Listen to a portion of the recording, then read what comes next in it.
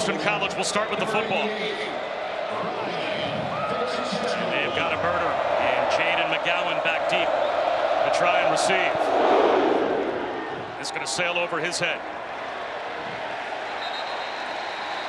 So here comes Thomas Castellanos, the junior quarterback. And he put up historic numbers last season, the first quarterback in school history with 2,000 passing yards and 1,000 rushing yards. The only two quarterbacks that have ever had more total yards in a season at Boston College, Matt Ryan and Doug Flutie, and he was at his best against Florida State. He sure was. He was a guy who right out of the gate showed you the dual threat capability that he has. He will have all of it in his arsenal. Quarterback draw, quarterback power, zone read. But it's the passing game. That's what is the next phase of his development. Bill O'Brien is excited about it, said he has made tremendous strides. Now we get to put it to the test. They are having clock issues here at Doak Campbell Stadium, so they're keeping time on the field. That's why you won't see it on our screen until they get things figured out.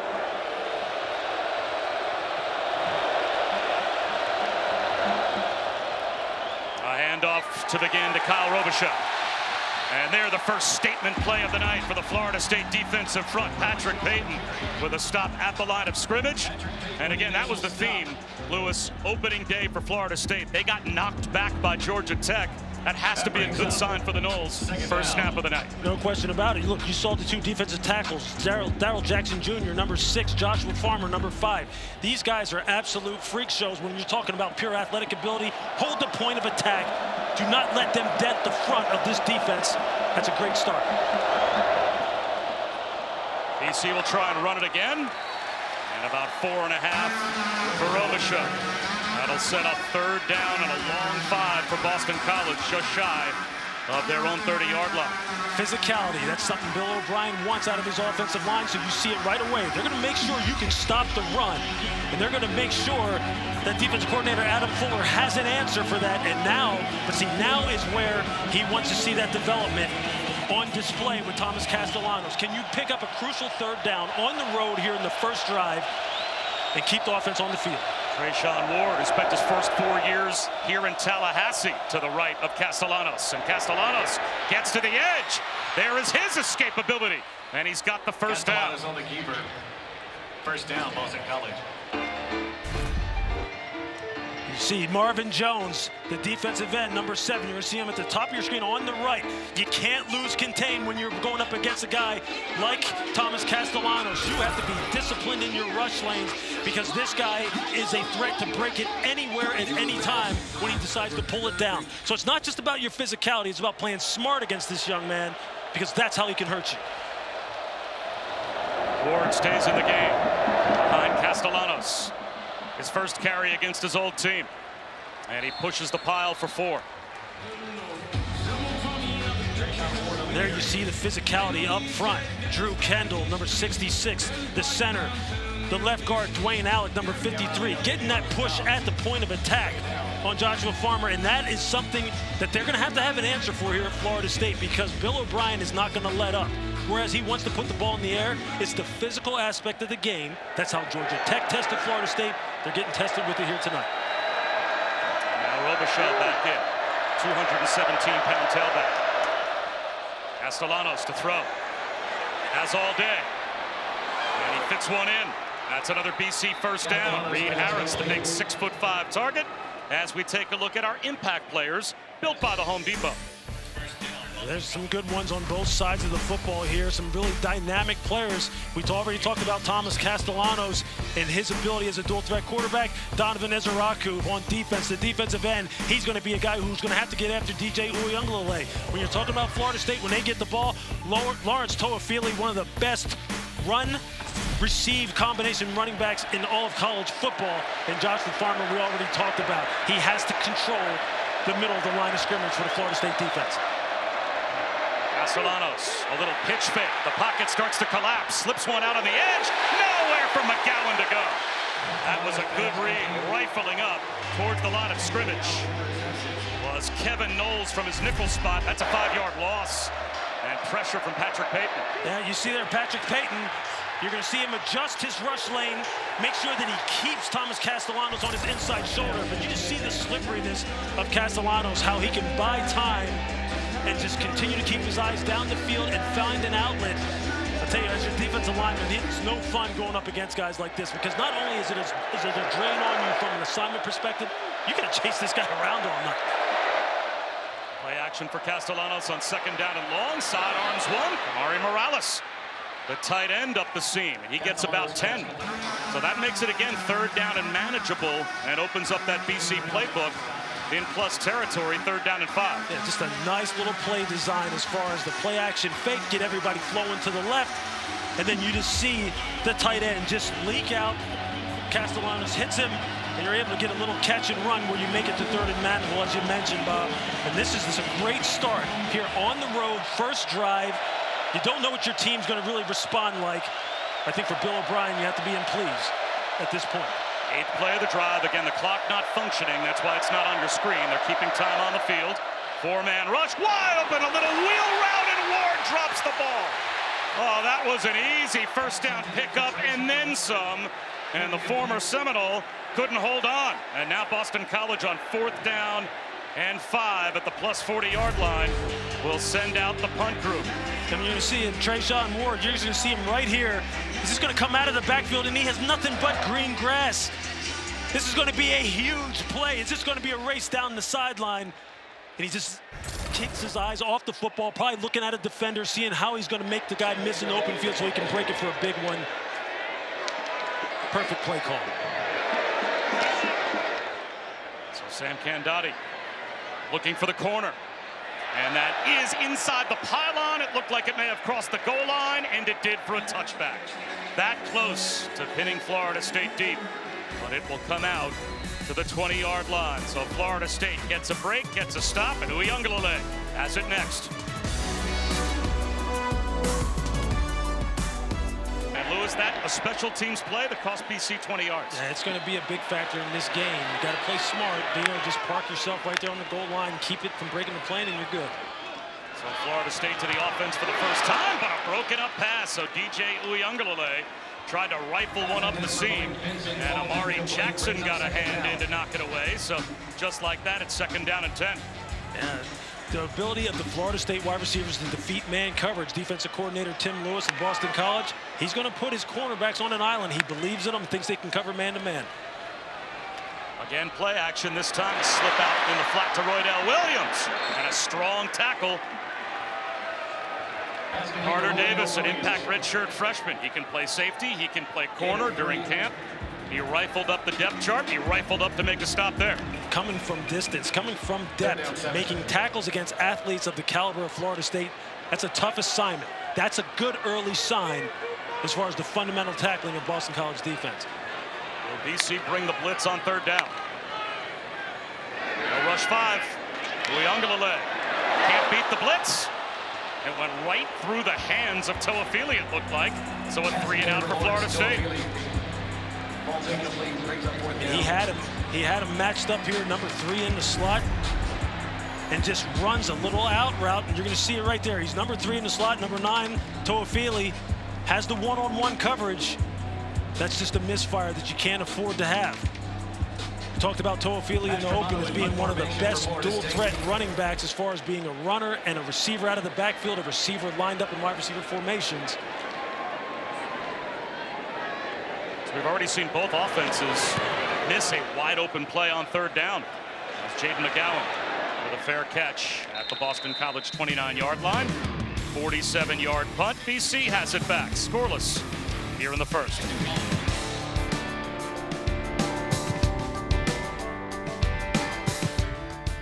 For you to look at. If you don't win this football game, you have a 1% chance. With the football team coming off a 13-0 season, high expectations. I mean, tonight it doesn't get any more tense than this. Every single play matters. Every possession matters.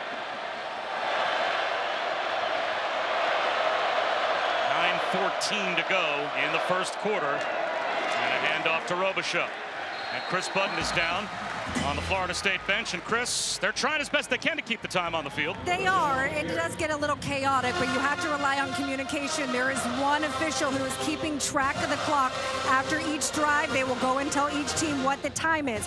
For the play clock, the back judge will put his hands, both hands in the air when there's 15 seconds left. He will drop one hand when there's 10 seconds left and then count down from there. And that's just the responsibility then, Lewis, of the quarterback. Keep your eyes on that back judge so you know what the play clock stands. Absolutely. Just another responsibility put on Thomas Castellanos here. Treshaun Ward up the middle, finds a bit of a crease and picks up about 4. Patrick Payton tripped him up. It'll be 3rd down and 5 for Boston College. Again, as we are approaching the midway point of this first quarter, but again, clock difficulties here in Tallahassee. So as soon as they get that fixed, you'll see the clock reappear on our screen, but we will do our best to keep you updated until then. Now it's going to be interesting. What does defensive coordinator Adam Fuller, what does he dial up here? You have to be conscious, as we talked about already, about rush lanes. Do not let Castellanos buy time and get outside on the perimeter. But at the same time, you have to start pressuring this young man. You have to start sending 5 or more. See if you can affect his timing. There goes Lewis Bond in motion. Castellanos looked that way. Comes back to the near side, right at the first down line to gain. McGowan made the catch. It depends on the spot. Ventrell Cypress closed the distance, made the stop, but it looks like without measurement, they're going to say it is a BC first down. About the length of the football. And we talked about what does defensive coordinator Adam Fuller, what's he going to do? Is he going to send 5 or more? You see there, it's just a simulated blitz, simulated pressure where they make it look like they're going to send 5 or more, but they drop someone out and still just send 4. That time it was linebacker DJ Lundy blitzing in the A-gap. Just trying to change the looks, trying to make sure that Castellanos does not get comfortable. And 5 at the line of scrimmage. Robichaux goes right up the middle. And that was something that Florida State fans saw way too much of last week. He picks up 8 on first down. It's a key to the game. Can you keep this team from running for over 100 yards? Can you keep this team under 4 yards per carry? And right now, they are just going right behind the guys who Bill O'Brien told us are some of their best players, namely Drew Kendall, the center, who's on the Remington Award watch list as one of the best centers in college football. He is going to lean on his strength, which is this offensive line and this fleet of backs. And right now, they're doing it with great success. Robichaux again. Wiggles his way, breaks free, through the secondary before he's finally brought down at the 37-yard line of Florida State. Boy, how many tackles did he have to wiggle through to pick up 16 yards? That is just something that you just can't allow to happen. As you see, he may have lost the football. He did. He lost the football, and it was picked up by Reed Harris. Johnny on the spot, the wide receiver. But again, you're seeing the physicality of this Boston College offensive line in this running game. And what it's going to do, it's going to force the defensive secondary to start coming down into the box, Bob, and they're going to take a shot over top in due time. What a break for BC. Robichaux loses it. And Harris found it. It looks like a flag was dropped. Recovery by the offense. And now they're going to go back and take a look at the Robichaux fumble, where Reed Harris advanced it.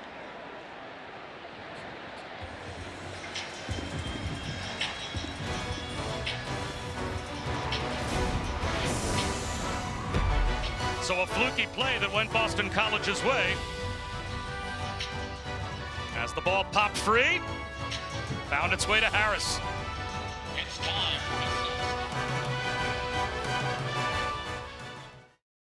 Boston College is on the march. They have held the ball for 8.5 minutes already in this opening quarter. And they are in plus territory. They keep it on the ground. Treshaun Ward with the pile again pushing. This again, a disturbing trend. Lewis, even though a fluke play gained them some extra yards, they have picked up a bunch of yards on the ground so far. They sure are. They're averaging over 6 yards a carry so far in this game. And there you see linebacker Cam Riley with the strip.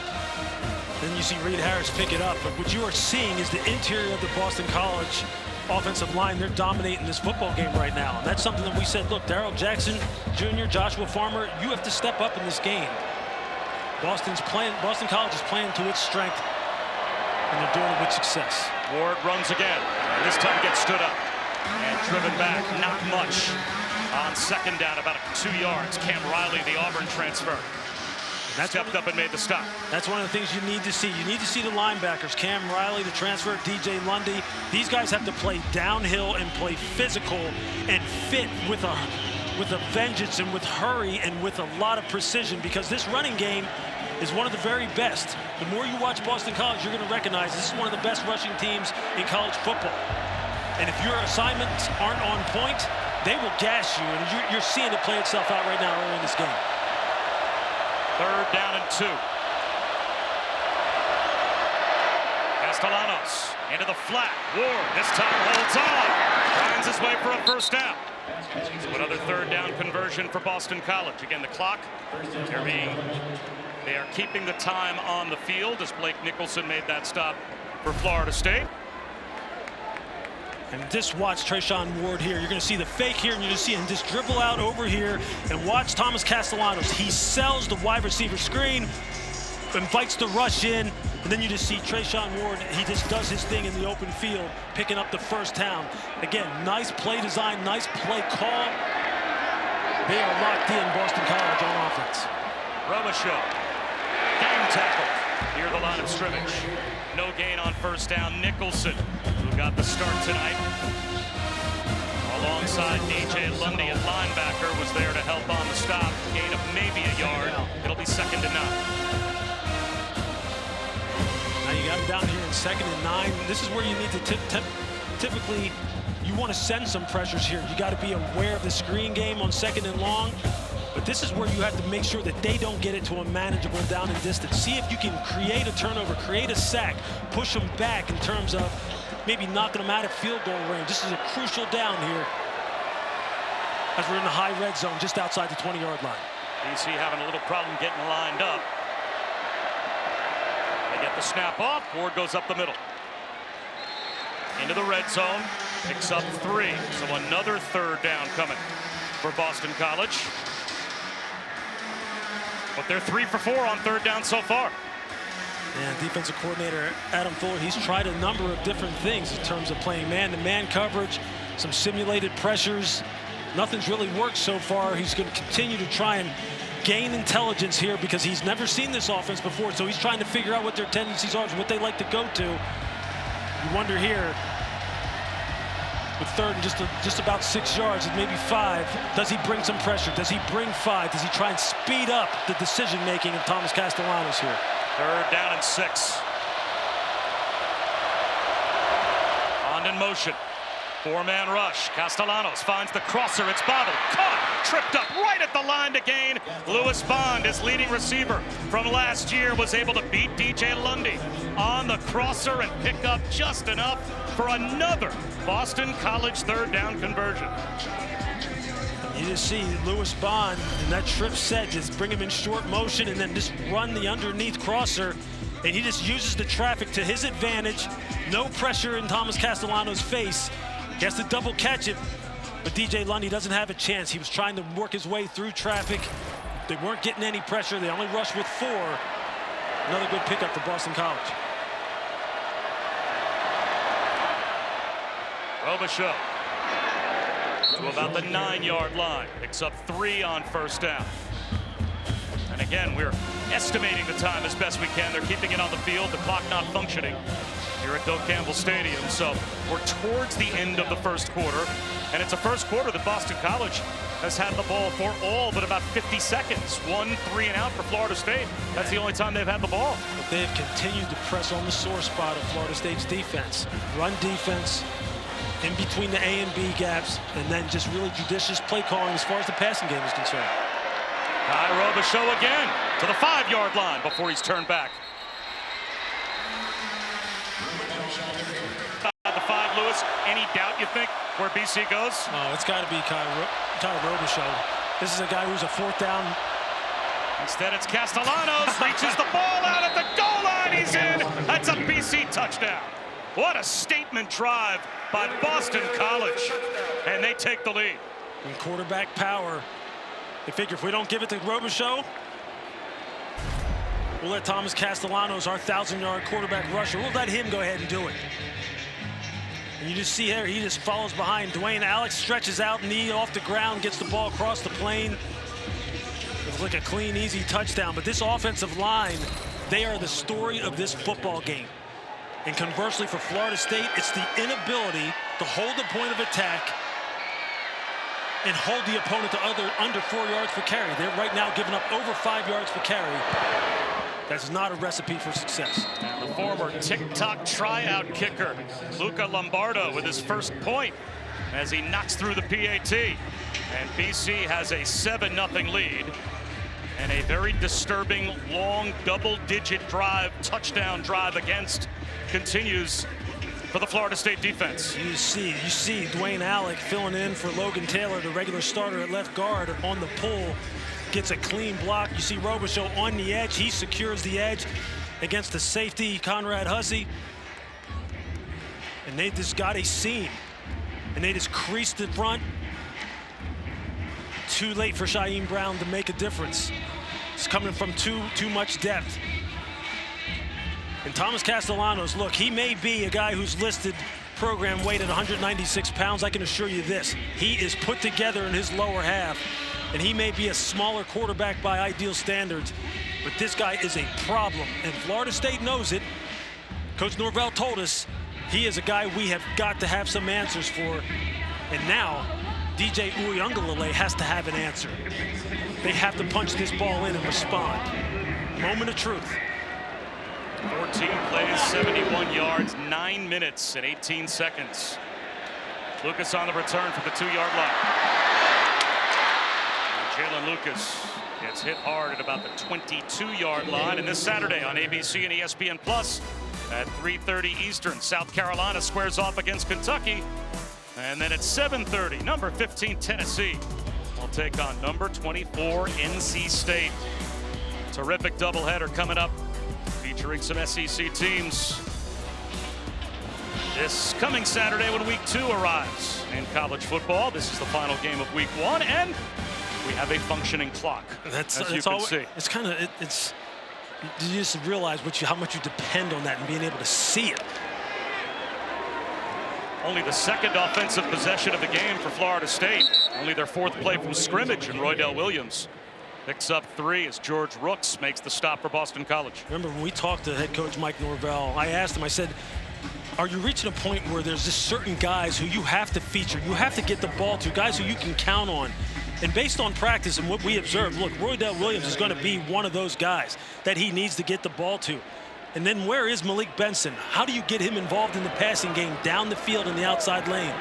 Got to get the ball to number 10. Look at BC crowding the tackle box. A lot of bodies up at the line of scrimmage in pursuit of Uiagalelei, who has to sidearm one short, looking for Ky Douglas. It'll be 3rd down and 7 as he had to hurry that throw.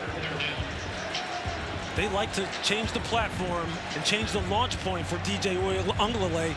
I honestly, look, when you're rolling to your left like that, big body like that, it's hard to get himself situated and get his shoulder square and get an accurate throw off. You wonder if Tim Lewis would bring those kind of looks on 3rd down. He's bringing those looks on 2nd down. Does that surprise you? Not at all. If you know Tim Lewis's history, going back to his days as defensive coordinator with the Pittsburgh Steelers, New York Giants in the NFL, that is the name of the game for him. 5 or more. Here they come again. Another sidearm throw, and that goes nowhere. Boston College with Toa Feely in the flat, wrapped up again by Carter Davis. Forces another 3 and out, and the Seminole fans do not like what they see from their offense, and they're letting them hear about it right now at Doak Campbell Stadium. There's Tim Lewis's Pittsburgh lineage. It's really, he's showing like they're going to come with a zero blitz look, and they just drop out. It's just another simulated pressure, and they're just flat-footing it, meaning they're not gaining any depth. They expect the quarterback to get rid of the ball quickly. They're sitting on the routes, and you see the safety, Carter Davis, just drive downhill and make the tackle. Just make the tackle before he gets to the 1st down marker, and we're good. Textbook execution. Mastromano, line drive punt. A broken tackle for Jaden McGowan. He gets to the sideline and gets to the 33-yard line with an 8-yard return. Boston College up by 7, and they've got it back. won. The scoring drives last week, touchdown drives all over 75 yards for Georgia Tech. They ended the game with a 6.5-minute 12-play field goal drive. And how about that last BC touchdown drive? As a former defensive player, that's just a brutal graphic right there. That right there is a absolute just gut-wrenching, heart-stealing bunch of statistics that hit you right at the core as a defensive player. If a team can run the football, possess the ball in this kind of heat on your home field, that is something that makes you start questioning yourself as that continues. They need a big stop here, get the offense the ball back in good field position, and then they need to find some rhythm. But they have got to get a stop here and get off the field. Well, they get it started with an incompletion on first down, so now it's 2nd down and 10 and an empty backfield for Castellanos. 4-man rush. He's well protected. Now the pocket starts to collapse. He gets free, gets down the sideline, and picks up about half. He turned nothing into something, avoided a sack. Darrell Jackson got through, but he got free. Makes it 3rd down and about 5. See, again, it's about rushing with lane discipline. If you're the left defensive end, if you're out on the edge, you have to make sure that you stay at quarterback depth and do not get sucked inside, because Castellanos, it's never over with him. It's never over. Rush lanes are so important when they're only sending 4. Key 3rd down here, Bob. Key 3rd down. 3rd down and 6, and BC has been tremendous so far on 3rd down, as you can see.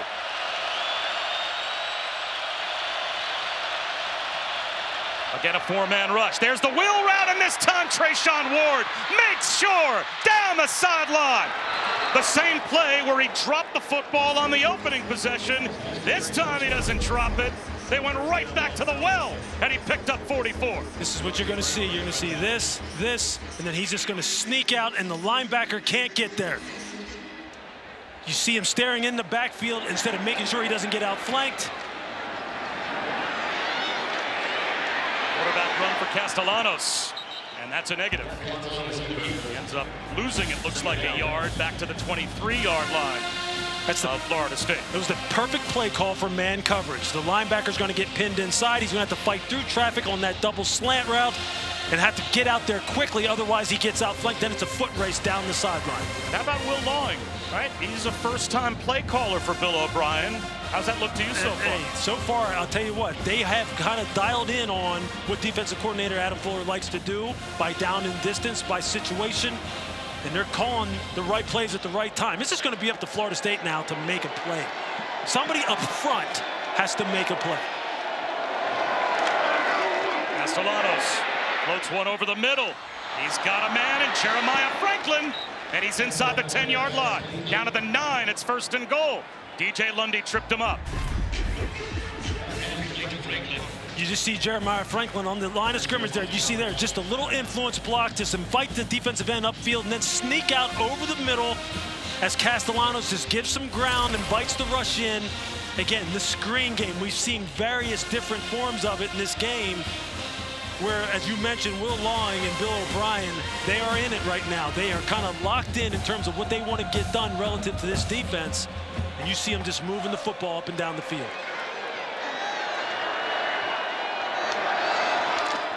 Back to the ground attack. And they get attacked. Patrick Payton, he didn't fall for the fake. He dumps Castellanos behind the line. That's what you need. You need one of your big dogs to make a play. Patrick Payton is going to be one of these guys who you'll see on Sundays, and he's got fantastic measurables, 6'5", 250 pounds. He's put on weight this offseason so he can be stronger against the run. He has to make some plays. He has to be one of these guys who, athlete for athlete, against a guy like Thomas Castellanos, has to win his fair share.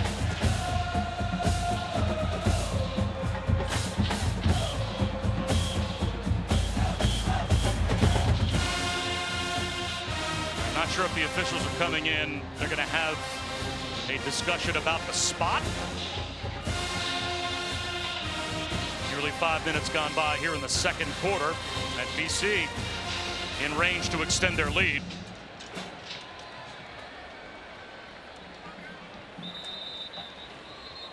Both teams taking advantage.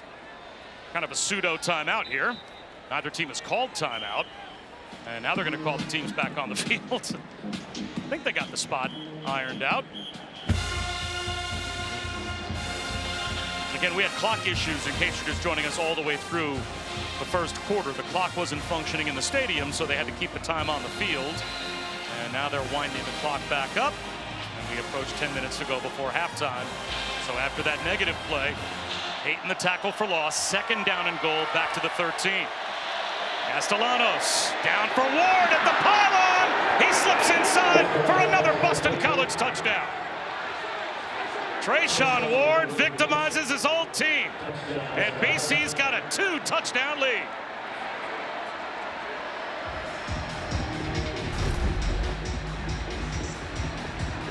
You're just going to see the confusion between Fentrell Cyphers and Shyheim Brown.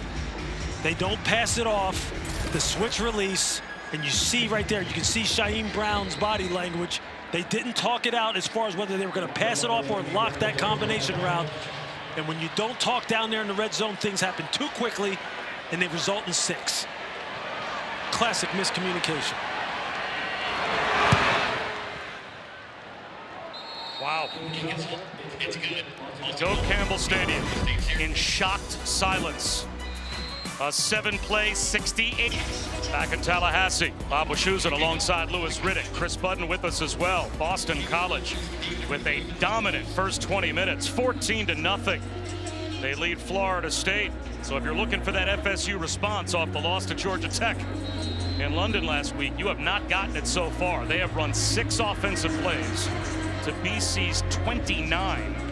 Boston College has had the ball 17.5 minutes. Florida State 2.5 minutes. They're about to get the ball back now, but Lewis, BC just capped another impressive drive. Yeah, Bill O'Brien and offensive coordinator Will Long, they are locked in. These are the 2 guys you want to keep an eye on, and that's Fentrell Cyphers and Shyheim Brown, the corner and the safety. Because what you're going to get here in this man coverage, you're just going to get a little pick route. But really, a little combination route. I don't want to say pick route. You just have to communicate that. Are you going to lock it or are you going to pass it off? Right there, you see them both. They turned both guys loose because pre-snap, they didn't communicate it. They weren't on the same page. And as a former secondary player, I can tell you this. Most big plays when you're watching football are because of miscommunications in the back end. There's the perfect example.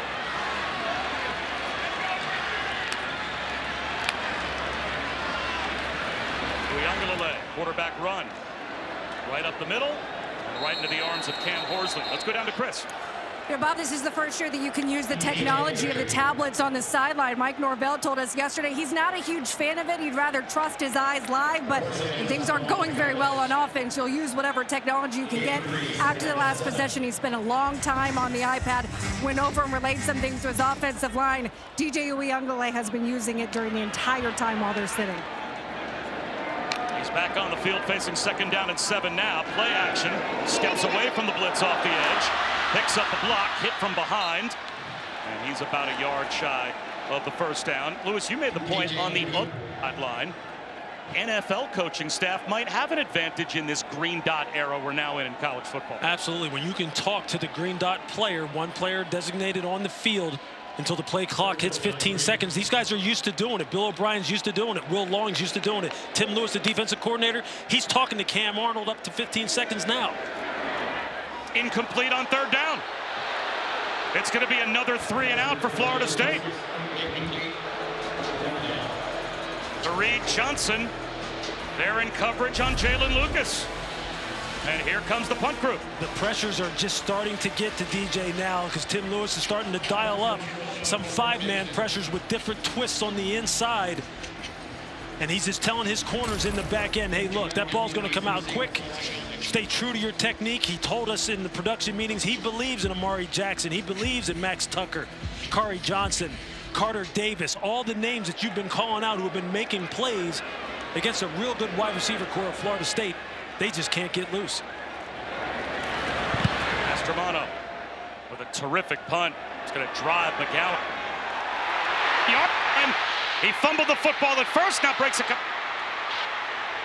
Eventually gets gang tackled at the 10-yard line, but did well to recover and just escape his own goal line. Feel uncomfortable, and because right now he's in it. He's like, I can do whatever I want. They run it with Robichaux up the middle. And there's the other part of it, Bob. That run up the middle, those 4- and 5-yard runs that just absolutely just take a chunk out of you every time when it's 2nd and 6, 2nd and 5. It's hard to call defenses when they constantly got you in that either-or down the distance. They can either run it or they can throw it. That's tough for a defensive coordinator.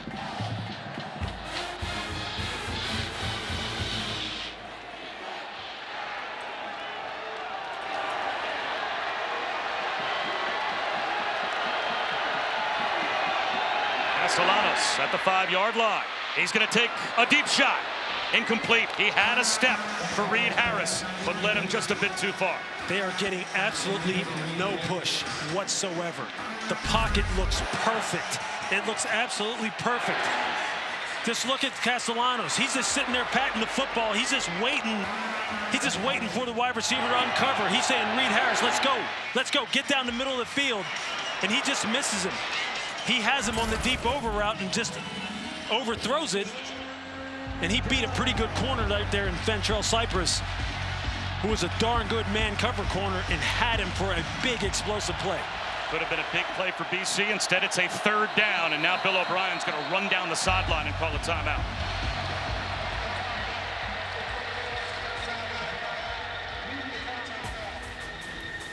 After the missed deep shot, the play clock was all the way down to 2. Bill O'Brien saw it and called timeout.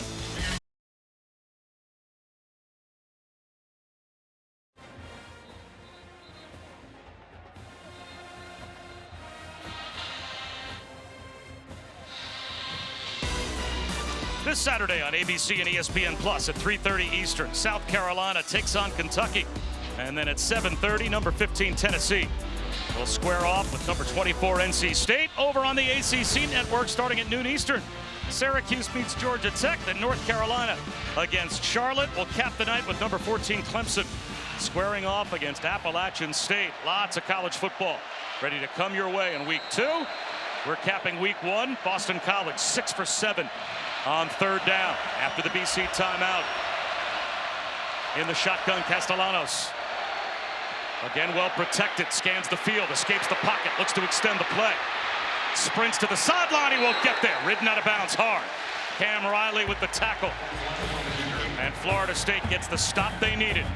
And Boston College will have to punt. That is a huge play by Cam Riley, Bob. He was able to really break the contain here. You see Marvin Jones, he's trying to get over the top and trying to keep him in the pocket. You're going to see Marvin Jones come out here at the top of your screen. He can't make the play.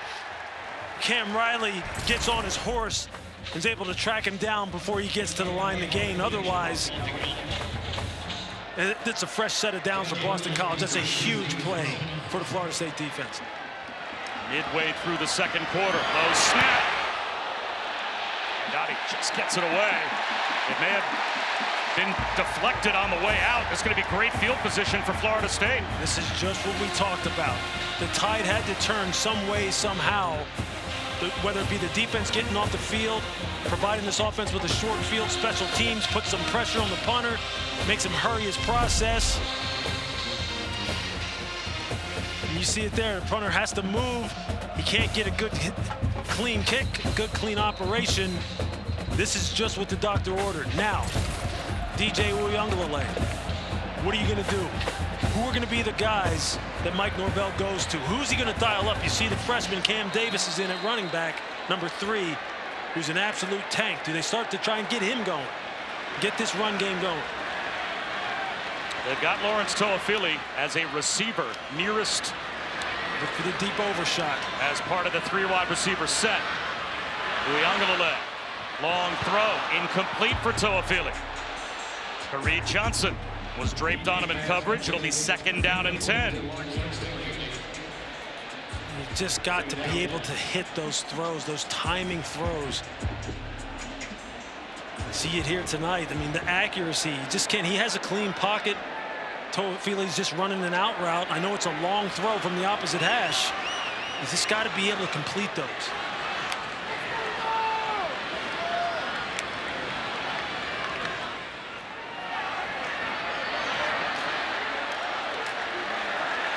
Good push for the freshman Cam Davis. He picks up 5.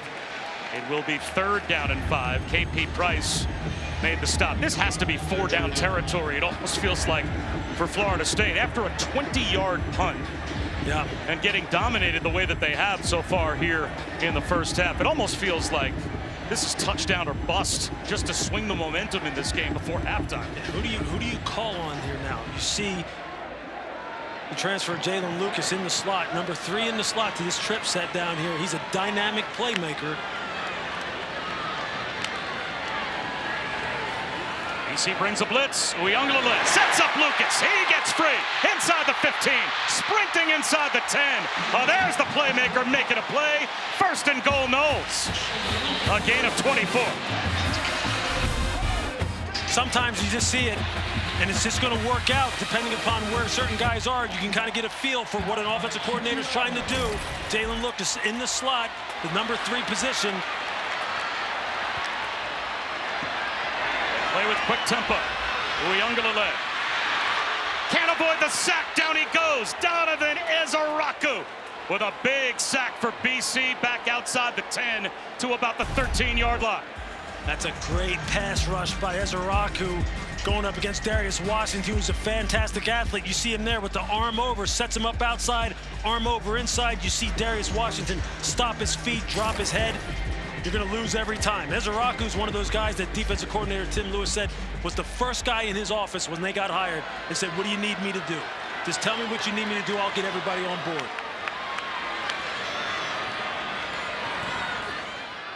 Uiagalelei in trouble again, and he misses on a sidearm screen. Roydell Williams. Now it's going to be 3rd down and goal from the 13-yard line. Those are those plays that the DJ is just having a tough time with right now. Like, can you change the arm angle, throw the football with consistency, and just have it match up? Have it match up where you can give the running back a chance to catch it and then make something happen. They have just been a tick off all night long.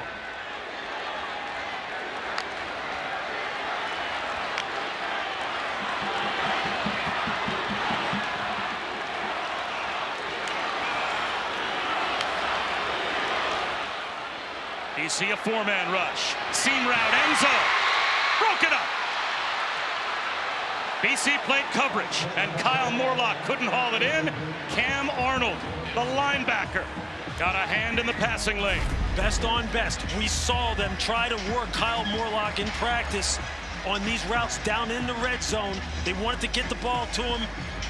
Mike Norvell told us, look, he's too good of a player. He has to get his touches, but he was matched up against one of the best players on BC's defense. Cam Arnold came to BC as a defensive back, transitioned to linebacker. Defensive coordinator Tim Lewis loves him, says he can do it all, and he did it right there. And that Ezaraku sack changed this entire possession. And now Florida State has no choice but to settle for the field goal. That gets them on the board. But Boston College, after only a 20-yard punt, and Florida State having great field position, hold to 3. And this season, All-State will celebrate every field goal and extra point made by participating universities by making a donation to the university's General Scholarship Fund. Thank you to All-State. That's a win for BC's defense in a big way, Lewis. Yeah, it sure is. Hold them to 3. When you give them a short field to work with, and you just see how close they are, though, that being Florida State's offense. You can see who they're going to probably start going to here, right? You have to get the ball to Jalen Lucas. You have to get the ball to Morlock. You have to run the football, maybe get Cam Davis in there a little bit more. Use his power and his stoutness to establish a physicality. But you know what? None of it works unless DJ Uiagalelei settles into a rhythm.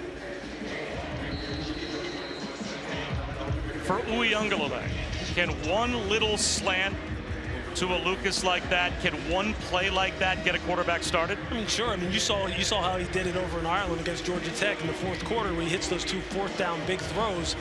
Like, look, he's a guy who, look, with all the experience that he has to rely on that. Look, it's next play, next play, next play. It's the moment of truth, right? Again, we've been talking about it. His is right now. It's right now. Well, Thomas Castellanos on the other side has put together some big-time scoring drives tonight. I mean, he's just a guy who is just so athletic that if you don't rush with lane discipline, that's how he burns you. He will extend plays and just wear your defense out. Quarterback power down on the goal line. Told you, he's not a small guy at all. He can run the football with authority. And there's the play calling of Will Lawing and Bill O'Brien together, getting a good feel for what defensive coordinator Adam Fuller wants to do by situation, and they're making the right calls. And so far, they have executed darn near flawlessly. His efficiency as well. As Castellanos, 9 of 12 for 102 yards, a touchdown rushing, a touchdown passing. And Ward dies up the middle. And for Castellanos, that was really the question, wasn't it? We knew he was a dynamic playmaker, but he was mistake prone. Last year, he only had one more touchdown pass than interceptions. Yeah. All right, 15 touchdowns is great. 14 interceptions, not so great. 57% completions, not so great. He looks like he's combining efficiency with big-time playmaking tonight. He's put in the work. He's put in the work. He dedicated himself since Bill O'Brien was hired. I know Chris Budden has it documented how much time he has put in, how he got up early every morning and started doing work before any of the other players were even in the facility, going through practice scripts, dedicating himself to trying to be the best quarterback he can be. Yeah, Chris, how about that dedication from Castellanos? An alarm clock that goes up before any of the three of us. 5 a.m. wake up. He would get to the facility at 5:30. From 5:30 to 6:30, he would run through the script that they would use at practice so that he would make sure that he would know it all before they got in there. They go, they practice, he watches film relentlessly. When we were talking to him this week, he had the Georgia Tech game pulled up on his screen. Well, facing third down here, and BC is 6 for 8 on third down. They'll go down, well short of the first down. Daniel Lyons didn't buy the fake. And a little pushing and shoving after the play is over, so that's back-to-back stops now for the Florida State defense. They will force a punt, and still with 3.5 minutes on the clock, FSU has their timeouts. We'll see if DJ Uiagalelei can build off their last drive. Daniel Lyons, you see him right there. He gets a little turned around, but he's able to get himself oriented and still find where Thomas Castellanos is. Better late than never. That's the kind of heads-up play as a defensive lineman against a quarterback like this that'll pull it down on you in a moment's notice. That's the kind of play you have to make. Line drive kick. Lucas with a fair catch at the 24-yard line.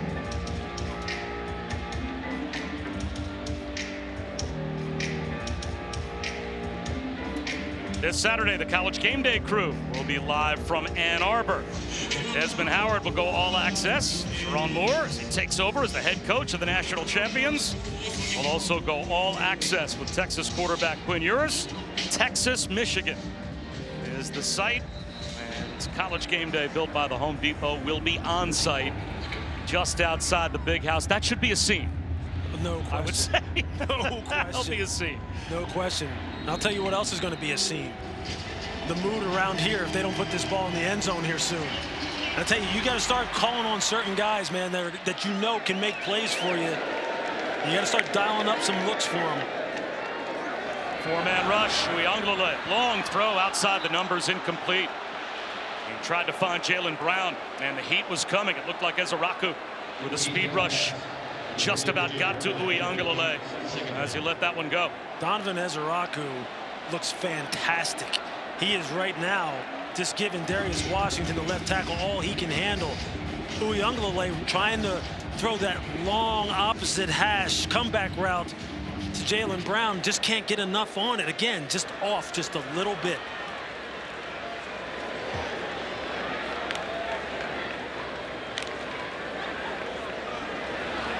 Play action. Sidearm throw. Bobbled. Incomplete. That time Malik Benson couldn't hold on. Now it'll be third down and 10. A flag down. On the near side of the field. In the secondary, Max Tucker on the coverage. The penalty is against Florida State.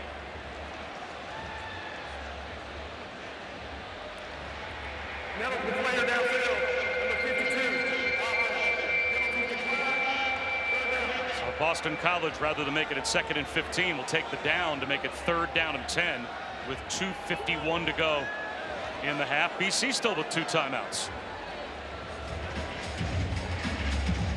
correction. Boston College has accepted the 5-yard penalty from the previous spot. Repeat second down. They've accepted the foul. Repeat second down. What do you think, Lewis? Would you take the penalty there, or BC changes their mind? They take the 5 yards rather than the down. You like 2nd and 15 as opposed to 3rd and 10? I think right now they are just, they want to have as short a field as possible. They're thinking, look, we're going to get off the field regardless. We want as much yardage as possible. See if we can get another score here before the half. And look at BC's defense. No deep safeties. That's right. They're feeling confident right now. A lot of players showing pressure. They'll rush only 4. Uiagalelei tries to escape the pocket, floats one out to midfield. Terrific play by Uiagalelei to Ky Douglas across his body. That time he kept his eyes downfield. He's absolutely. That was just a simulated pressure again. Show 5-6 up at the line of scrimmage, drop them out, rush with 4. Covered with 7, and you just see there Ky Douglas. He finds the zone void. Nice throw by DJ Uiagalelei. Well protected on 1st down here, and makes BC pay. That time the pass rush didn't get home, and Malik Benson has a Florida State 1st down. 19 more. That's a guy that they need to get going. You see him there. He's working against Amari Jackson, Boston College's best corner. Just runs a little comeback on the outside, drives him off. Nice throw and catch. Florida State gets another snap off before the 2-minute timeout. Flags down. Back shoulder incomplete with 2:01 to go in the half, as Morlock couldn't reach back for that one. The clock does tick down to 2 minutes to go in the half. Legal formation. Offense. Number 52 lined up in the backfield. 5-yard penalty. Repeat 1st down. So that should take us, based on the clock as it reads, to the 2-minute timeout. And it does. So it will be 1st and 15 when we come back for Florida State. 2 minutes to go in the 1st half here in Tallahassee.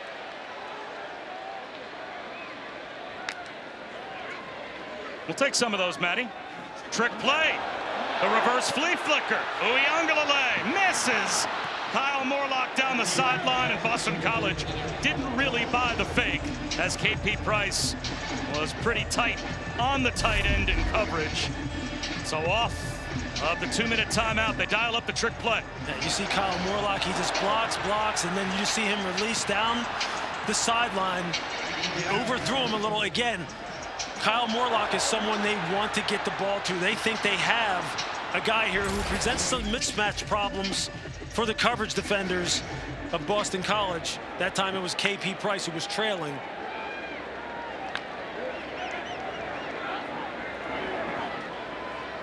Incomplete, thrown behind Ky Douglas. Now it's 3rd down and 15 for Florida State with 1:50 to go before halftime. This is a huge sequence upcoming because Florida State starts the 3rd quarter with the football. So they could score before halftime. This whole game could flip, or could BC get a stop and get another score before halftime? Absolutely. Look, DJ knew where he was going with the football there. Another simulated pressure. He had the right guy, Ky Douglas. Just another miss. Would you blitz if you're BC here? I would heat him up a little bit. I would bring more than 4. They bring 4. Uiagalelei. Short of the 1st down line to gain, but not by much. Ky Douglas reached the ball out. He's about a half-yard shy, so you have to think Florida State goes for it. Again, it's that zone blitzing background, that Pittsburgh Steeler background of defensive coordinator Tim Lewis. You're seeing it on display. Florida State, that's the first charge timeout of the half. 30-second timeout. What a big play is coming up here, as FSU will call timeout with 1:34 on the clock. They will undoubtedly, you would think, go for it on 4th down to try to keep this drive alive. And again, they start the 3rd quarter with the ball. Yeah, this is huge. You have to get some points out of this, obviously. You would like to get 6 out of it. It'll be interesting cat and mouse here as far as if they're able to convert here. What does defensive coordinator Tim Lewis then try to do? Because right now his zone blitz schemes they're not getting home. The pressure's kind of calmed down. DJ's kind of settled in a little bit, and he's seeing the field better. Isn't always accurate, but he's seeing the field better. Do you try and get some hits on him by sending some more and telling your secondary guys to lock down in man-to-man, not zone blitz, but man-to-man coverage, which they were doing well earlier on in the game. And they run the chains out just to make it official, and it is less than 1 on 4th down that they have remaining. This is 4th at about a foot that Florida State has to go. So with 1:34 on the clock, both teams now with 2 timeouts remaining. A huge play here.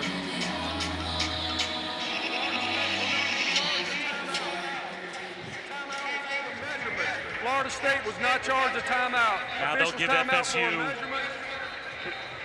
So FSU gets their timeout back since the officials were stopping the clock anyway to bring the chains out for a measurement.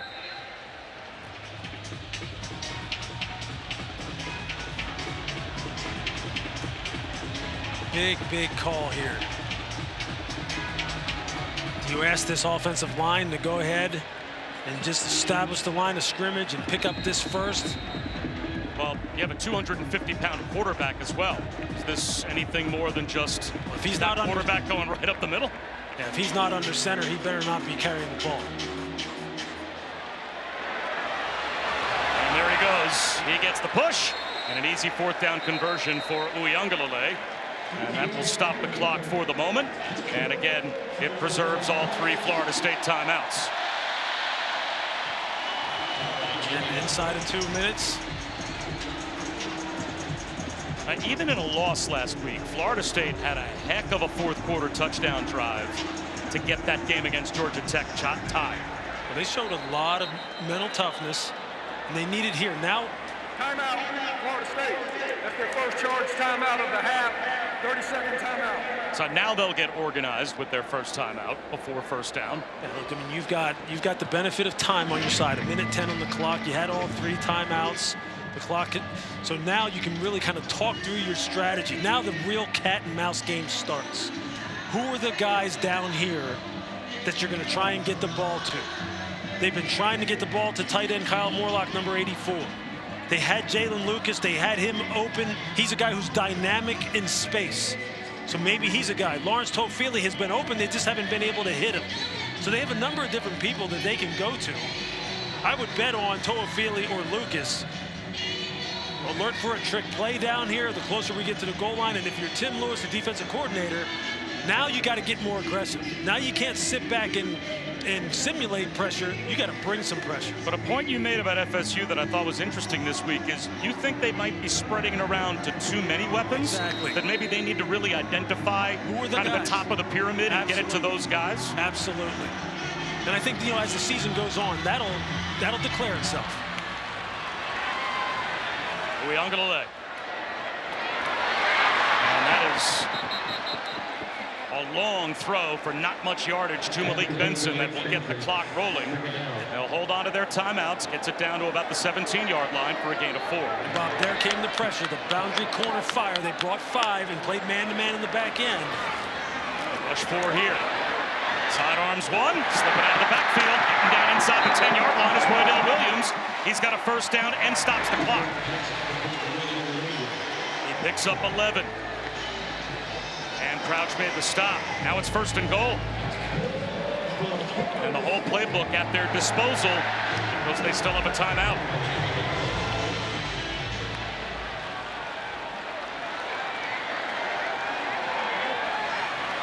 Tenth play of the drive for FSU.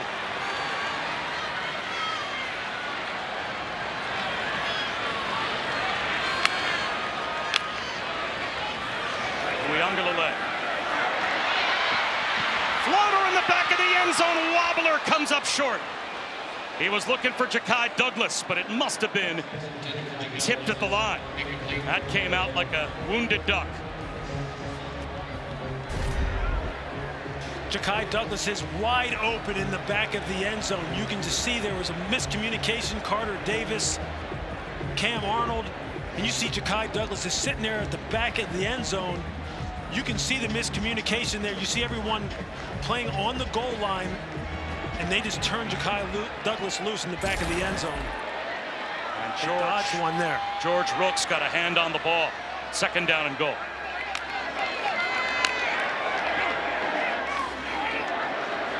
Looks in that same direction. Another wide open receiver, and he misses Darion Williamson. Oh, Uiagalelei just puts a little bit of touch on that throw. It is an easy Florida State touchdown. Instead, it's 3rd down and goal. This is what you're going to get. You're going to get here and here. And now watch these two defenders. They both jump the short route. They don't talk it through, and look what happens. They turn the slot receiver loose. They both cover the smash route, but DJ just misses them. The exact thing that happened to their defense down in the red zone, they can't take advantage of. Same formation. Another 4-man rush. Uiagalelei back in the end zone for Morlock. That's incomplete. Will they have to settle for another field goal? It's 4th and goal from the 6. We watched them over and over trying to get the ball to Kyle Morlock down in the red zone during practice.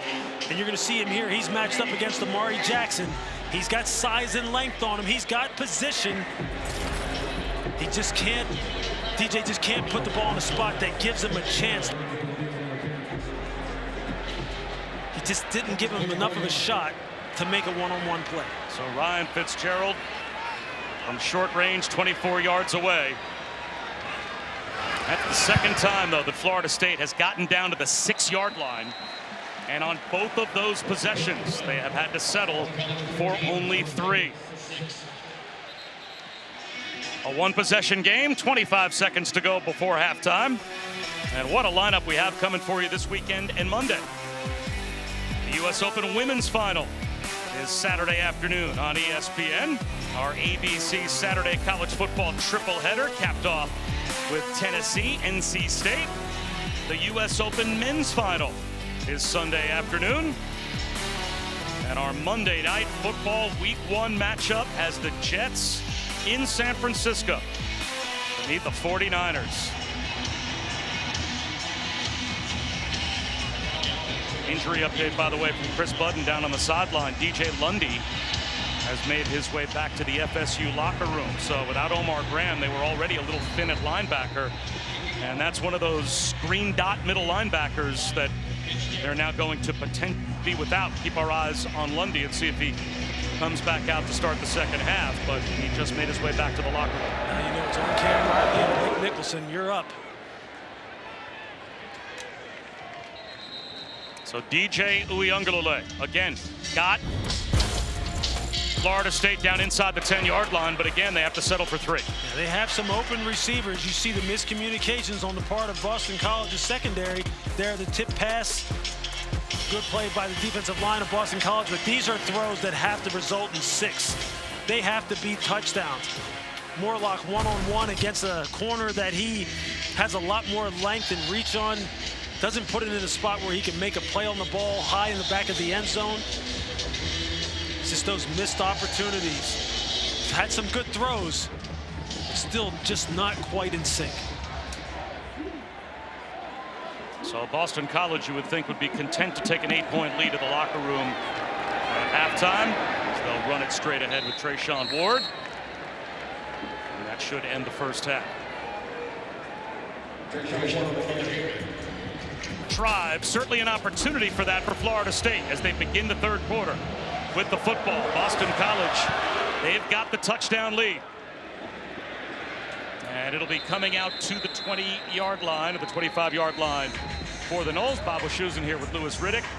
Chris Budden is with us as well. Boy, the way that first half went with Boston College dominating field position, time of possession. How important is this first drive of the 3rd quarter for the Noles? It's huge because, as you mentioned when we were talking about it, with the way Boston College is dominating time of possession, every possession matters. And that in particular really comes into play when they get in the red area, right? They're 0 for 2 in the red area right now. That's an NFL-style game where now every possession matters. If you don't have as many cracks at it, you've got to be efficient. This has to be an efficient drive.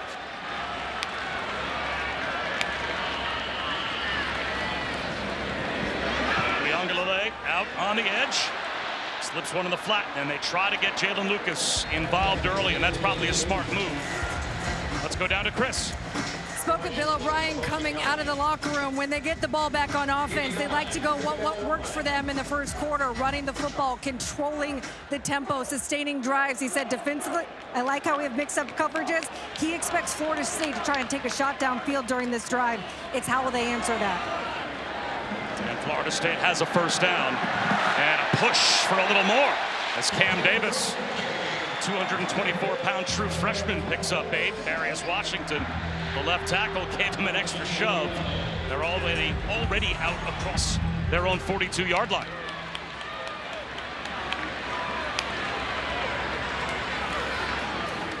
And they go right back to Davis. This time, not nearly as much room. He lost a yard.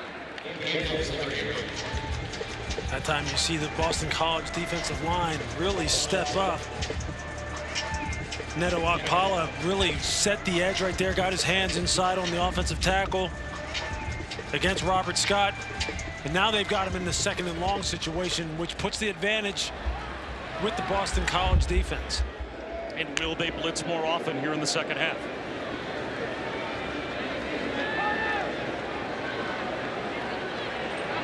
Might find out on this play. They're at least bluffing. Will rush only 4. Uiagalelei protected, incomplete. So now it's third down. And a long 11 close to 12. Shione Hala was tracking Roydell Williams. And that's a nice stop. Nice job by Shione Hala of just playing with leverage, staying calm, and then just driving underneath. You see him hook him a little bit with that back arm. That's an old defensive back trick. And able to get his hand in front and come up with the PBU. Here's the money down. Here's where it's at. Does DJ have an answer?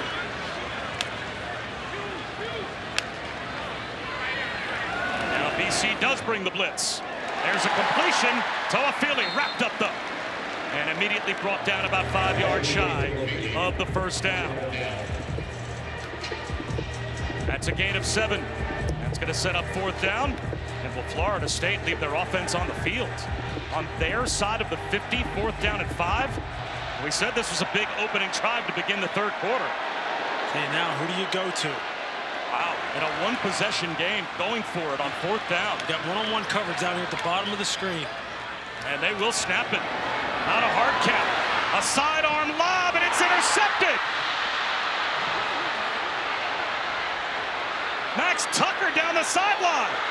Inside the 10-yard line. First and goal, Boston College. A 57-yard interception return for Max Tucker. A chance taken by FSU, and it blows up in their face. He wanted to go down here to Portier, who had one-on-one against Amari Jackson and had to pull it down. You see him look, and then he has to pull it down. The pressure's getting to him. He's trying to find somewhere to unload the football, and Max Tucker's just sitting there waiting. Tips it, overthrows, defensive backs. No, Aaron throws, you just got to catch it, and now you turn into a running back. Good coverage across the board by the Boston College secondary. They locked them down in man-to-man coverage. That is a huge swing in momentum. Goal to go for BC. Robichaux to the 5-yard line. An extra push inside the 5, down to about the 4. It'll be second down and goal. And boy, back to the pass rush as well, Lewis, on fourth down. Ezeraku again got the pressure on Uiagalelei. It's all front and coverage. It goes together on the defensive side. If you can lock it down in the back end and make the quarterback just hold the ball a beat, give the defensive line another second to work, that's usually what happens, right? How about in a one-possession game, though, the decision to go for it on fourth down? That's not a panic move? Yeah, it definitely feels like panic in this situation, trying to create some momentum. Castellanos to the goal line, and BC converts. Robichaux with the touchdown. And the Eagles extend their lead.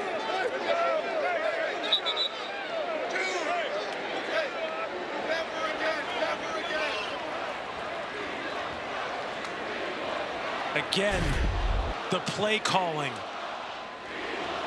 Running back out here in the flat. You're getting a little natural pick route.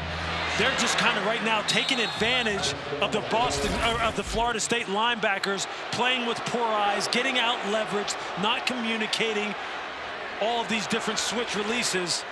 This is a pro-style offense. What they have done is identified a weakness, and now they're exploiting it over and over and over again. This game. Yeah, look, right now they just are not happy with the efficiency of the offense, and for good reason. But I tell you, a lot of it has to do with the efficiency of this Boston College defense. Yep, that's Louis Riddick. I'm Bob Wischusen. Chris Budden with us as well as we take a look at tonight's game flow, brought to you by Progressive. Just watch how this happens. Watch these guys right here, man-to-man coverage. Watch right here. You have a free dropper who just kind of hangs in the middle, and then watch the pass rush of Ezeraku. He just beats the tackle one-on-one, and it's just front and coverage all goes together. You make the quarterback pat the ball, give me time to work my moves, lock them down in the back end, free dropper, give out help. That's perfect team defense right there. You can't draw it up any better than that. To affiliate in the game to the left of Uiagalelei. He will take the handoff and bounce it. Tries to turn the corner and gets ridden out at the 30-yard line. And last week, there were multiple times where Florida State was in a had-to-have-it 4th down, and they converted against Georgia Tech in Dublin.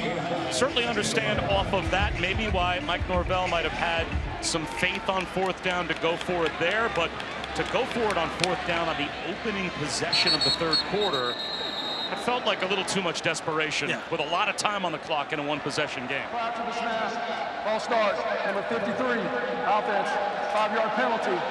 Still 2nd down. And now Maurice Smith, the center, wipes away the 5-yard gain on 1st down. Yeah, Bob, it reeks of a coach who senses that right now, in this moment of truth, I need to get my guys, give them an extra jolt. I need to really raise their confidence, demonstrate it out of their ability to pick up that 4th down. But now it could go just the other way. So this is important now. Now, how do they respond here? Do they continue to fight? Can they put together some drives? Jet sweep, Ja'Kai Douglas. Lassoed down across the 30, the 31-yard line. He's got 6. And proud Jamari Jackson were there to sandwich him 4 yards shy of the 1st down. So the Noles faced with 3rd and 4. Boston College's man pressures and the ability of their secondary right now to make plays in one-on-one situations has been nothing short of spectacular so far in this game. Tipped ball! Nearly intercepted on the carom. Intended for Morlock. And that makes Florida State 1 for 9 on 3rd down. I mean, you just see Morlock's just running a Y stick, which is basically an out route. It goes through his hands. He just isn't able to get his hands oriented and make this catch. You got to make that catch. That's got to be a catch. They have been dialing up routes for Kyle Morlock all game long. We saw him work him in practice. Mike Norvell said, look, we have to make a concerted effort to get him the football, but you got to make the plays. Jaden McGowan lets it bounce. And it takes a sideways hop out of bounds inside the 5-yard line. So young children, Matthew's child on the way. And all of their family and friends from everyone at ESPN. Treshaun Ward out to the 25-yard line, but I mean, Louis, that was as heartbreaking a story as you could possibly imagine. And it really hit home with the Boston College community specifically. It absolutely does. Look, it just takes your breath away when you read some of the details that were put out there for the public to consume about how this took place. I mean, I was just literally speechless, just speechless. And to think about, you know, all the circumstances surrounding it with their families, it's crushing. It's absolutely crushing. So hopefully the entire Goudreau family and their circle of friends, and it is a very wide circle of friends because those two young men were as nice as they come, feels everyone's collective arms wrapped around them because we're all sending every good thought and prayer your way. Absolutely. Treshaun Ward was able to head off the field and seemed okay, so BC out to their own 25-yard line. Looked like a hamstring cramp. I mean, it is humid and warm in this stadium tonight. conditioning, hydration, all going to play a big part of this as we head through this third quarter. And now up the middle goes the freshman Turbo Richard. And he lives up to his name and picks up 15 more yards. Ventrell Cypress made the stop. But Bill O'Brien told us, I think this kid is our future. Not sure how much he was going to play tonight because he had been banged up a bit during camp. But Turbo Richard makes an early impression. You see the acceleration right there, that weak side counter with the two pullers coming back weak side. Turbo's got some juice. You can see why Coach O'Brien was excited about it.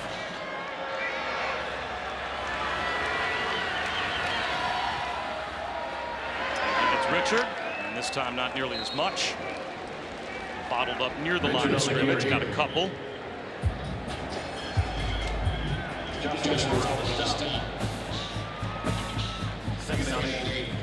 If you're Florida State's defense, you've just got to stay in it. You just got to keep your head down as far as do your assignment, play team defense. Don't try to do anything extra. Just play team defense. Don't look at the scoreboard and get off the field on third down and let your offense continue to try and find its way. You just got, and it's the hardest thing in the world to do in a situation like this. 4 more yards. DJ Lundy was able to make his way back into the game here in the second half, which will bring down the true freshman. Looks like Turbo Richard will head out. Ky Robichaux will come back in for a third down. Just like it's been all game long. This is the down that they just have to be better with, that they just have to get off the field. Mike Norvell made it a point telling our Chris Budden that this was the down distance that they had to be better at offensively and defensively, and here's one of those moments. This is one of those moments where you got to find something out about yourself. Down 21 to 6 here, 8 minutes to go in the third quarter. Castellanos tries to find an escape hatch. Gets to the sideline and comes up short. About 2 yards shy of the first down. DJ Lundy and Joshua Farmer combined to drive him out, so Boston College will punt midway through the third quarter. DJ Lundy has really shown his competitive character on this drive. Number 10 is flying all over the place. He is coming downhill trying to stop the run. You saw there the extra effort to chase Castellanos, who has just been a nightmare for him all night long. That's what you want to see if you're Mike Norvell, if you're Adam Fuller, the defensive coordinator. Who's going to continue to fight? Who's going to show up? Sam Candati with some hang time. And the ball with a flag down inside the 5-yard line, bounces into the end zone. That might be kick-catch interference.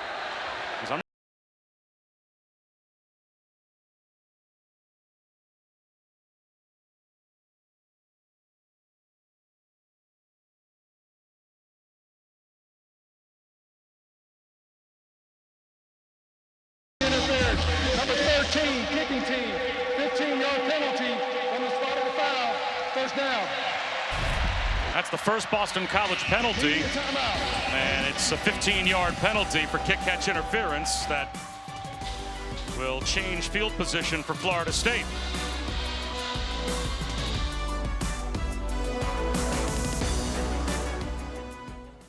Tallahassee. It has been some kind of impressive road performance by BC. Wrapping up week number 1 in college football. Here's Roydell Williams to start this drive for FSU.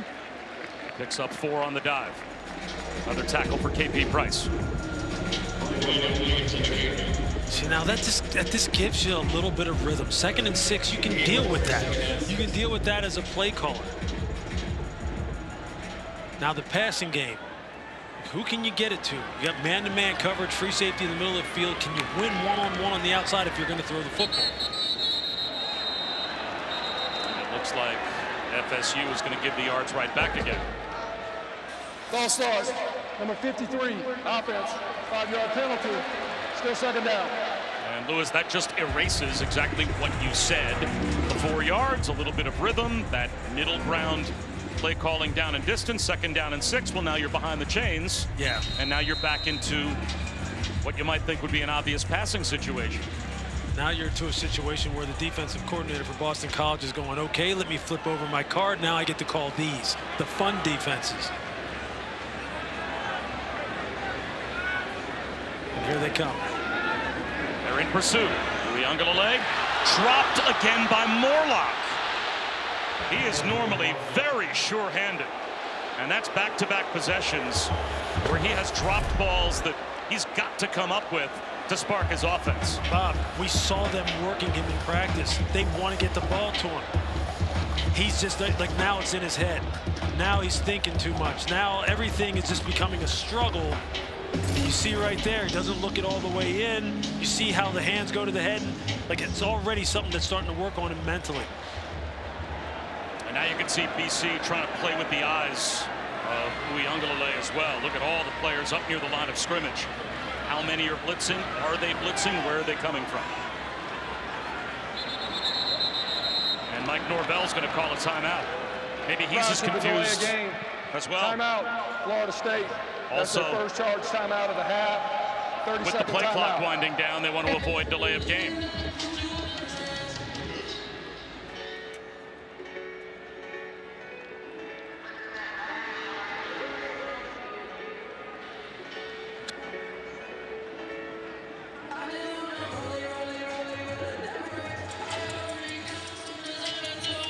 The 55th season of Monday Night Football kicks off September 9th. The Jets and 49ers, 8 Eastern on ESPN, ABC, ESPN Deportes, and ESPN Plus. Peyton and Eli are back on ESPN2 as well. And Aaron Rodgers is back for the Jets. And if Aaron Rodgers can stay healthy for the Jets this year, speak comfort to me, Louis Riddick. You sound like Mike Greenberg. Thank you. Yes, Greeny and I are on, but we are of one mind where this is concerned. Just always looking for hope. Do we have hope? Look, we all know what Aaron Rodgers is as a player. When he's on the field, he changes the calculus for everything. And yeah, it would change the ball game in the AFC East and in the NFL overall, no question about it. I knew we'd get along. 3rd and 11 after the timeout. A rollout, pressure coming. Uiagalelei on time. Jaylen Brown, first down. That's a big throw. That's a big 3rd down conversion. That's a huge throw. Look, they just move the pocket, get him sprinting to his right where he's looked much more comfortable tonight. Jaylen Brown runs a fantastic comeback route. Sticks his foot in the ground. Get out of the break. And you see now, Bob, you see that humidity, the heat. Amari Jackson over there on the sideline, looks like those cramps are starting, it looked like he started to cramp up in the middle of that play, and you see how he's walking now. Like, this is going to start playing a role in this football game. Florida State players used to practicing in this weather, probably have a great game plan for dealing with this level of humidity. BC does not have the deepest of secondaries. That's right. So if you lose a starting corner, even to cramps for a few reps, that could be crucial. And that could help the Florida State offense in a big way. So they're going to want to hydrate Amari Jackson and get him back in the game. Now, Florida State, of course, left out of the college football playoff last year. So they would have been the chief beneficiary of a 12-team playoff had it occurred last year. And now their season is on life support right now. We showed you earlier. We had on our college football playoff metric to begin the year, them at 36% likelihood to make the playoff. It dropped to 10% with a loss to Georgia Tech. It dropped to 1% if they don't come back and win this game. And now a trick play. The throwback, Uiagalelei takes a shot. And Tron Portier, he's got it. The throwback to Uiagalelei from Cam Davis. And Portier got loose. It's a gain of 29. And what happens as soon as they take Amari Jackson out of the game, they go after the new guy. And they dial it up and they go, hey, look, we're going to test him right out of the gate. Amari Jackson, one of their best cover corners, their best cover corner. That's a smart play call by Mike Norvell. Portier again. Fights his way through contact. All the way to the end zone. Touchdown.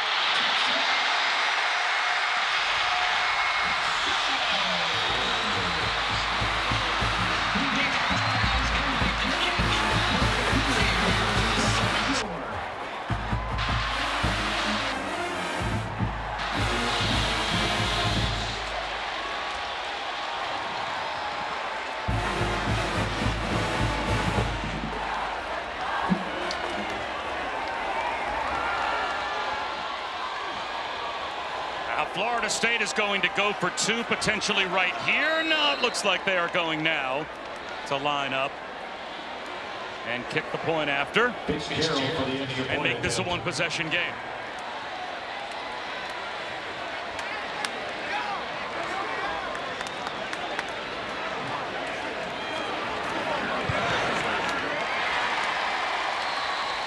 And all of a sudden, Kentron Portier, back-to-back 29-yard receptions. Breathes a lot of life back into this football game, and the crowd back in it as well. You see him right down here at the bottom of the screen. He's going to drive 15 yards downfield before he breaks it off against Max Tucker to get Max Tucker out of his pedal, make him think he's going up the field on a go route. And you see him snap it off, and now he just turns into an athlete. He's big, strong, physical, 6'3", 202 pounds, former basketball player. When I was down here last year, he was one of the guys who stood out in practice. He had such length and range and just pure size. And right now, you're starting to see who's going to emerge, who Mike Norvell is going to call on. And that's a fantastic long throw by DJ Uiagalelei. Opposite hash, putting the ball right on the money. He's got a cannon to do it. He's just got to do it consistently. That's exactly what they needed at this point in time. That changes their whole mindset. Big explosive plays. That was right on time. Now last week, when the Florida State offense got some big momentum changing scores, they didn't get the response from their defense that they needed. Now on their home field, will they? We're about to find out. This Saturday on ABC and ESPN Plus at 3:30 Eastern. South Carolina squares off against Kentucky. And then at 7:30, it's number 15 Tennessee and number 24 NC State. It's an ABC, ESPN Plus, Saturday college football doubleheader when week 2 kicks off. After the play, personal foul, unnecessary roughness, number 54, kicking team, 15-yard penalty, on the 25-yard line, 1st and 10. And Byron Turner commits an unnecessary roughness penalty after the play is over. That gives Boston College terrific field position after the Florida State touchdown. Those are the kind of things, look, every possession counts, field position counts. You've got to be smart in this moment in time. You can see Mike Norvell, he is not happy.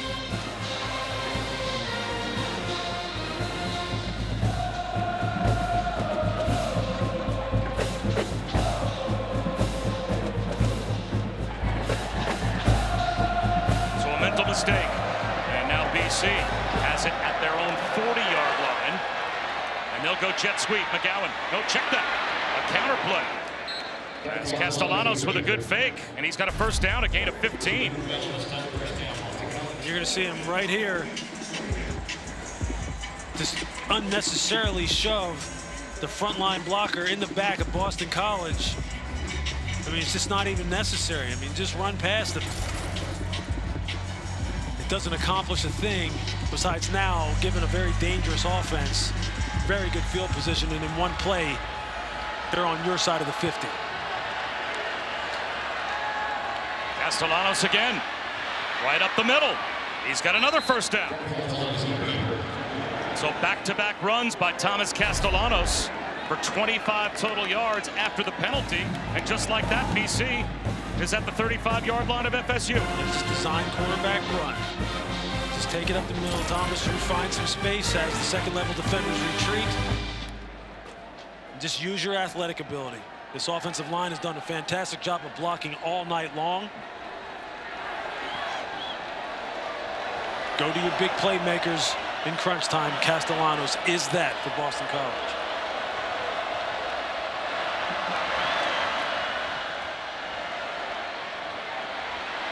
Tipped ball. Almost intercepted.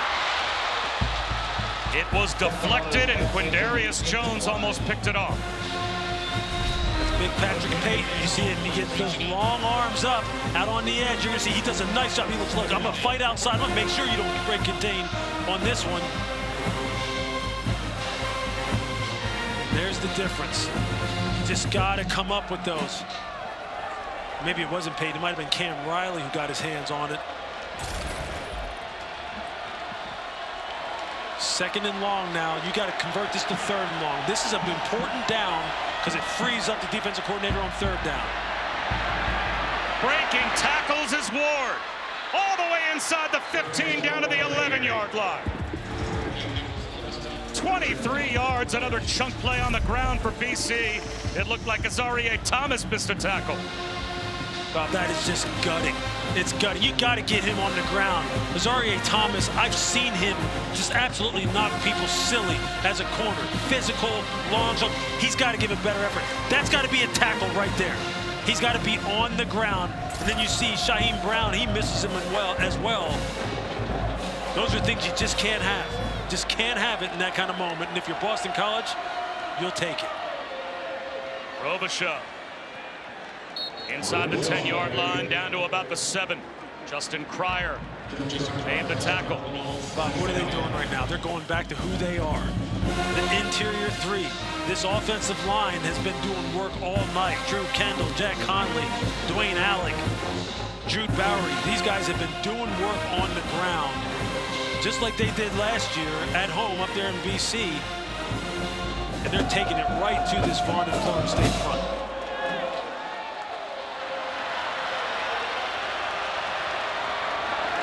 Show again. About a yard shy of the first down. That'll put Boston College up to 188 yards rushing. And we still have over 2 minutes to go in the third quarter. Ky Robichaux is he's basically a cheeseburger away from 220 pounds, built low to the ground. He is a load. And when they come in then with Treshaun Ward, you saw what Turbo Richard can do. That's just a nightmare for a defense. Third down and 2 inside the 5-yard line. Robichaux again, submarines. Does he have it? It depends on the spot.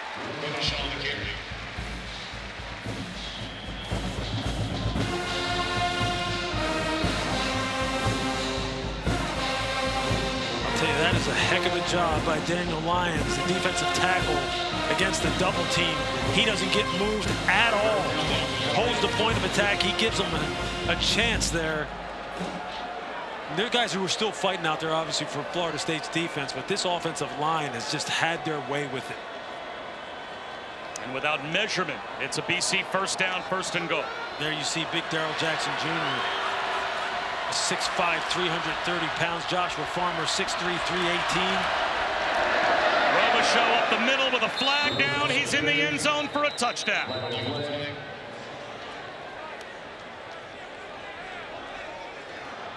Legal substitution. Defense, more than 11 players on the field. That penalties decline. Result of the play, touchdown.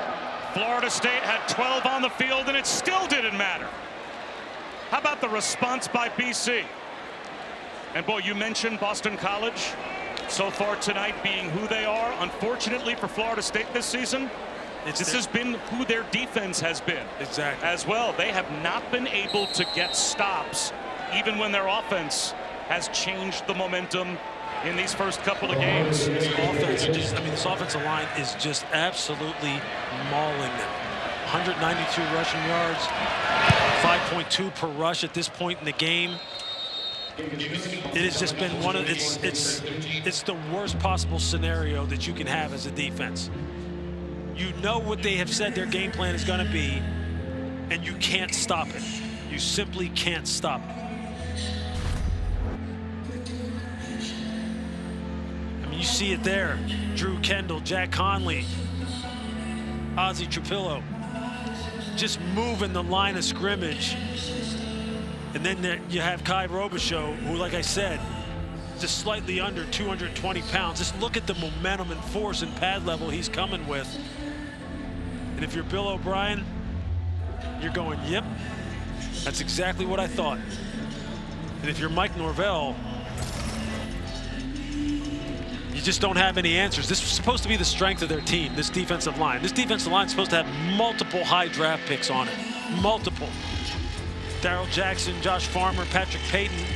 These guys, when they get off the bus, they look like NFL players. But tonight, they have no answer. 192 rushing yards for Boston College.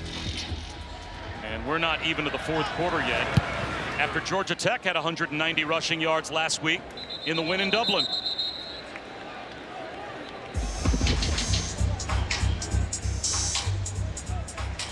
It's really the same theme from last week. And you watched that film from last week and you said, from a physicality standpoint, there's no reason to think that that might not carry over to this week. It absolutely has. Like, you just sense, look, when you turn on the tape, you combine that with who Bill O'Brien is. You combine that with how the players talked about they went through training camp, the kind of training camp he said he put them through.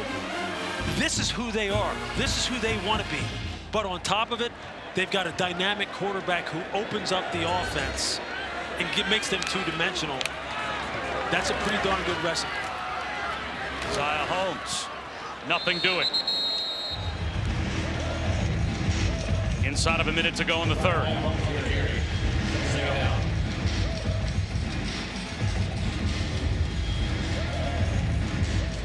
When you think about this now, Treshaun Ward has 134 combined yards and a touchdown.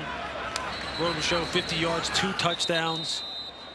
You've gotten a little bit of a glimpse of Turbo Timeout, Richard. Boston College, that's their first charge timeout of the second half. 30-second timeout. So BC will spend a timeout here. So Mike Norvell's looking for answers, but you've got Bill O'Brien now, as you said, setting a culture. Yep. And talking, you know him, you know this coaching staff very well. You know, why do you think, because we talked about it again with him this week, why do you think this was the perfect job, the right program for him at this time? But I think, one, he brings credibility. Okay, so now players are willing to buy into exactly what he's selling, which is no matter how hard I push it, they'll respond because they believe. When he goes to the administration and says, hey, look, I need to improve the weight room. I need to improve the nutritional program. I need to have more assets available for my players to be the best that they can possibly be. People go, well, you know what? Considering what your pedigree is, we believe you will invest. So what he's doing is he's building this thing from the ground up base. Well, not from the ground up, but he's making the enhancements, Bob, that it really needs. And he truly believes, like he told us, I can win at Boston College. It's been done before. But I need a couple things to really go my way. He said, look, I got to get a really good quarterback. He's got one. He said, I got to recruit the region. I got to dominate the region up there in New England as far as getting the very best players. And I got to expand the football operation and make it exactly what the big-time football programs have. He may not have all of that, but I'll tell you what, the proof is in the pudding. You see it on the field. And beat. Thank you. Now they're looking for answers as we start the fourth quarter. Roydell Williams bounces around, brought down by Ezeraku near the line of scrimmage, maybe falls forward for about 2.5. So it sets up third down and a couple. Babashuzin alongside Lewis Riddick. That was Chris Budden down on the field. A chance to talk to Mike Norvell. And his team faces third down and 2 to begin the fourth quarter. And they are down by a couple of scores. Big third down, maybe get the ball again to Portier. It's at the top of the screen, one-on-one coverage. BC blitz coming. Uiagalelei double clutch, and that's right where they go. Lewis, you saw that matchup. They take advantage again. The 6'3" size of Portier for the first down. Yeah, he's just going against Brykees Brown, who's in now for Murray Jackson, who I haven't seen come back in the game since he went out with those cramps with that hamstring. And they've gone after Brykees a couple different times now, which is a smart move on the part of Coach Mike Norvell. And Portier is feeling it right now. You got to ride the hot hand. And we've got another cramping player for BC. It looks like that's Ky Johnson. That's the nickel corner. This is becoming a little bit of an issue now. Their depth is going to start getting tested. So, Chris, this is starting to be a little bit of an epidemic for the Boston College secondary. Yeah, and they've been trying to get ahead of it. I've been watching them down on the sidelines, the training staff trying to give them electrolytes. They give them these shots that say muscle cramps. Trying, you know, when I was talking with Bill O'Brien before the game, I said, it's pretty hot one out here today. He's like, yeah, but we've had a hot summer in Boston. It ain't like this. I know. You are absolutely right, Chris. I was down there pregame. I was like, man. Backpedaling, Uiagalelei, and he just has to dirt the ball. Again, it's Ezaraku blowing that play up in the offensive backfield. They're trying to set a screen up, but DJ just couldn't unload the football with Ezaraku all over him, and now a flag drops out. Grounding? Ezaraku is just right now giving Darius Washington, the left tackle for Florida State, fits. You see, he's been using the same move. Stabs him outside, arm over inside. So they are not going to give the benefit of the doubt of a receiver in the area or a deflected ball there to Uiagalelei. They're going to call that intentional grounding, as he was still inside the tackle box. Ball didn't get back to the line of scrimmage either. So as a result, that's a 13-yard loss. And an incompletion on 2nd down and a mile. So now it's going to be 3rd down and 23. Yeah, it's just deflating. You know, Portier makes a big play against Ky Brown. You feel the momentum like starting to really kind of come back into them. They gain some hope. And then Ezaraku just has a great pass rush. Have intentional grounding, and now like the timing's thrown off again, because now it's just like you're looking at this 3rd and forever, and you're just like, man, we can't pick this up. Like, I'm telling you, that's just part of the mentality. That's what happens when those kind of things start happening. A lot of self-doubt starts creeping in. They probably have to just try to get to 4th down and manageable and then go for it. Only a 3-man rush. BC plays coverage, and now it's going to be 4th down and 17. A check down to Cam Davis. Ky Brown makes the stop. You see there, they just play what they call a drop 8 coverage, rush with 3, drop 8. It's 4th and 16. You're inside the 40-yard line. Too far to try a field goal, and I'm not sure what a field goal does for you anyway. I mean, do you try and punt from here and pin BC deep? Does that do anything for you? I guess you have to go for it. Absolutely. Look, you've got to hope someone is able to break a tackle. I mean, look, they might have a coverage bust down here. They're turning loose the slot one-on-one down here at the bottom of the screen. As a blitz off the edge, Uiagalelei takes that shot into traffic, incomplete. So it's a 4th down stop for Boston College. Landon Thomas was the intended receiver, and BC will take over on downs. Abushusen, Lewis Riddick, Chris Button. Well, Boston College has the football back. They've got field position.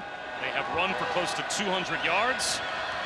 And they are a field goal away from making this a 3-score game. Treshaun Ward, who spent his first 3 seasons here in Tallahassee playing for the Noles before he spent a year at Kansas State, now comes back in his final year of eligibility as a member of Boston College. He's got a touchdown tonight. And he has been part of an offensive attack, Lewis, that has, again, just kind of like Georgia Tech did last week, owned the line of scrimmage against a very highly touted Florida State defensive front. Just leaning on this offensive line, just making it about the trenches, and the running backs just benefiting. Castellanos tries to create. Incomplete. Now it's 3rd down and 9. That one went through the hands of Lewis Bond, who was his most reliable receiver last season. He's been quiet tonight. They haven't needed him because they've run the ball so effectively. Yeah, Lewis Bond will play a big role for this offense. Trusted receiver, trusted friend of Thomas Castellanos. They have really expanded their ability on the perimeter, Bob, as far as bringing in some guys like Jake McGowan, Jaden McGowan. In terms of their explosiveness, this is a well-rounded offense now with has a much more dynamic component to it. Feels like the game right here for Florida State. No a question. Must stop on 3rd and 9. Castellanos keeps the play alive. Well short of the 1st down, so FSU does indeed get the stop. They'll even rule that to Jaden McGowan incomplete. Had he even caught it, it would have only been for a gain of 2 or 3 yards. So that's exactly what the FSU defense needed to do. Not much time off the clock and a 3 and out. I know it would have been almost impossible for him to see him, but he had Lewis Bond coming across the field 15 yards behind the Florida State secondary, but he was trying to buy some more time and couldn't locate him. That's been the difference. the playmaking ability of Castellanos to be able to create when things break down. It's just incredible. Malik Benson is back deep to receive this kick, and that ball bounces to him. And he will pick it up and get dragged down inside the 15-yard line at about the 12. So Boston College flips the field after a 43-yard punt.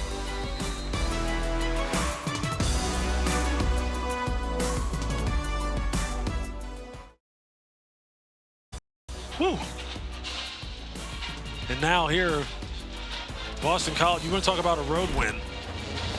This would be one of the biggest road wins they've had in years if they could hold on here. Uiagalelei, pocket collapsing. He's got nowhere to go. Sacked again. All the way back close to the 5-yard line that time. And Okpala looks like he'll get credit for the sack at the 6. BC's third. You see Okpala coming on the right side of your screen, getting those hips turned, flattening down the line of scrimmage, not allowing the offensive tackle Jalen Early to push him upfield. Classic pass rush. Uiagalelei steps up across the goal line. He goes down again, this time at the line of scrimmage. George Rooks spins him down. You see now the defensive line knows what kind of game it is. And Okpala again, watch him up the top of your screen. You see now he just does the high side speed rush, dips that inside shoulder. Defensive tackles, George Rooks is there to clean up. 3rd and 17.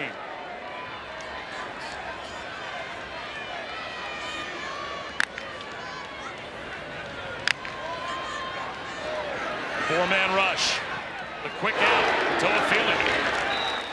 It'll be 4th down as he's at least 10 yards shy of the first down. Raikeese Brown came up and made the immediate tackle at the 11-yard line.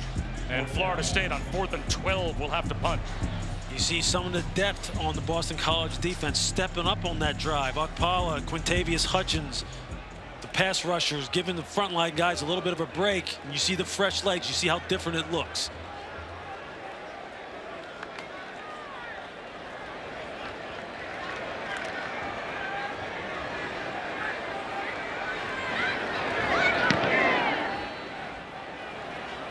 McGowan, fair catch at the 41-yard line. So again, Boston College with very good field position as we check out tonight's Capital One rewarding performance. And Lewis, again, it's been at the line of scrimmage for BC. Yeah, they've just dominated inside out, an inside out rushing attack. That's a Bill Belichick philosophy.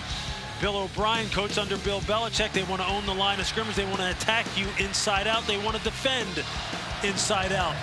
Because once you start hitting at the heart of a defense like this, it has a tangible effect on their competitiveness because they feel there's no other place to go when a team's able to run the football right down your throat. It's the game within the game. And Bill O'Brien knows how to play it as well as anyone. And this team is carrying it out to a T.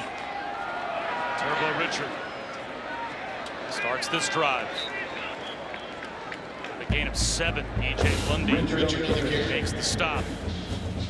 Well, Bill O'Brien told us you have to set a tone. There has to be sustainability. There has to be an identity. And Boston College hasn't been a team to win 8 games in a regular season for 15 years. When he said that, I had to go back and check. 15 years is a long time for this program to not be a team to win 8 or more games in a regular season. And he was right. It's been 15 years since they have won 8 games. Castellanos brought down near the line of scrimmage. It'll be 3rd down. Chris? You know, Bob, there's a pride that comes with representing the city of Boston, and Bill O'Brien knows that well. You're competing with all the professional teams in terms of building the brand that is Boston College. But he grew up right outside the city, and he told us he was just so happy to have his dad there at the opening press conference.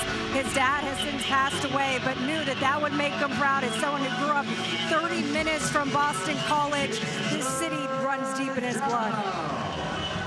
Being from town, his wife going to BC, this was in so many ways the perfect opportunity for him as Castellanos gets wrapped up and goes down. So Boston College will have to punt again, but I mean, it really was, Lewis, a job that checked every box for him from a personal standpoint, and also the opportunity he thought he would have with this program to again build a winner. Yeah, absolutely. And he was on his way to Ohio State, so he got a late start on this job. Wasn't able to get any transfers to come in because of the time that he was hired, but players were allowed to transfer out. And guess how many left? None. Everyone was thirsty and hungry for the knowledge and the cachet he was bringing, and the best players, which is always the key, were the ones who led the charge and set the tone for everyone else. And this is how it results on the football field with this kind of performance. That punt for Candotti rolls into the end zone for a touchback. Midway through the fourth quarter, Florida State needs a touchdown to make it a one-score game.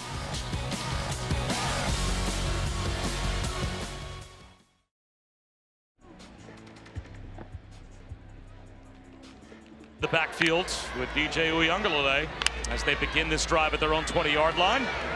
DJ U to the sideline, and that has been his success, rolling out to his strong side. He hits Malik Benson close to a first down. Looks like he's got it.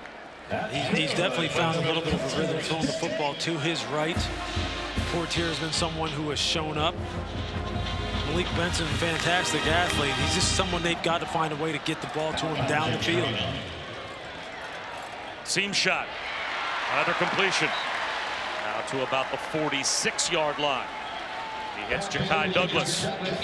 Another first down. 8 of 16. Since Amari Jackson went out of the game, he has not been back in. The corners have been being manned now by Brykees Brown and Max Tucker. Can't afford to lose too many more people on the edges for Boston College's defense. Uiagalelei. Nowhere to go with the football, so he throws it away over the head of Ky Douglas. As the pass rush started to get home, it'll be second down and 10. Speaking of Amari Jackson, here he comes. Back up on the field, top of the screen. You see Mike Norvell there right now, just trying to find something that they can hang their hat on as being a foundational part of their offense for 2024. What are the things that we know we can go to? Who can we go to? What are those plays? There's a long season left.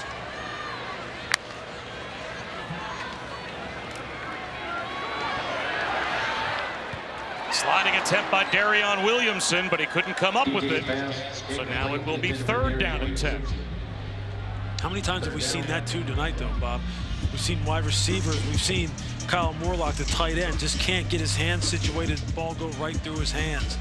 It's just been, if it hasn't been the quarterback, it's been the receivers. If it's not the receivers, it's the quarterback. Just no consistency, no rhythm.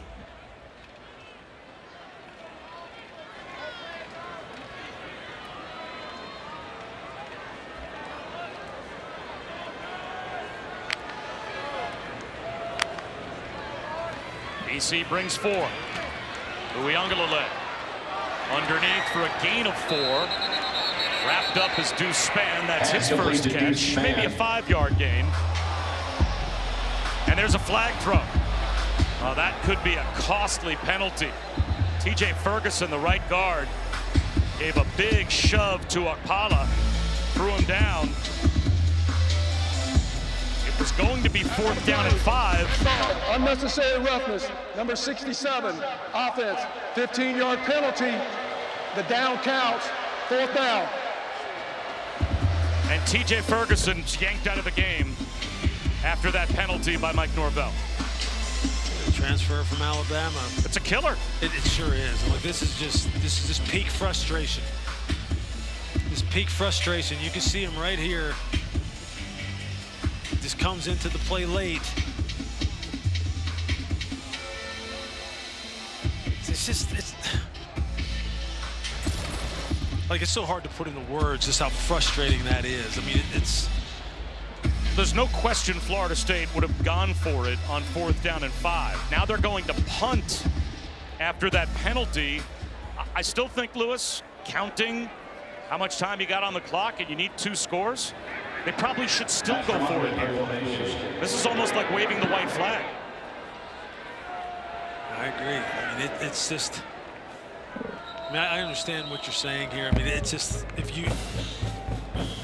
just been one thing after another with this football team. And you're right. I think there comes a point where I know in college football here, look, it's not over until it's really just over, right? I mean, so you want to keep playing and you want to keep fighting because, look, with the expanded playoffs, you always feel as though you have a chance here. But I think sometimes the reality sets in, that, especially when you see your team making those kind of mistakes and those kind of judgments, like subconsciously, you may never admit it, but sometimes it's just like, you know what?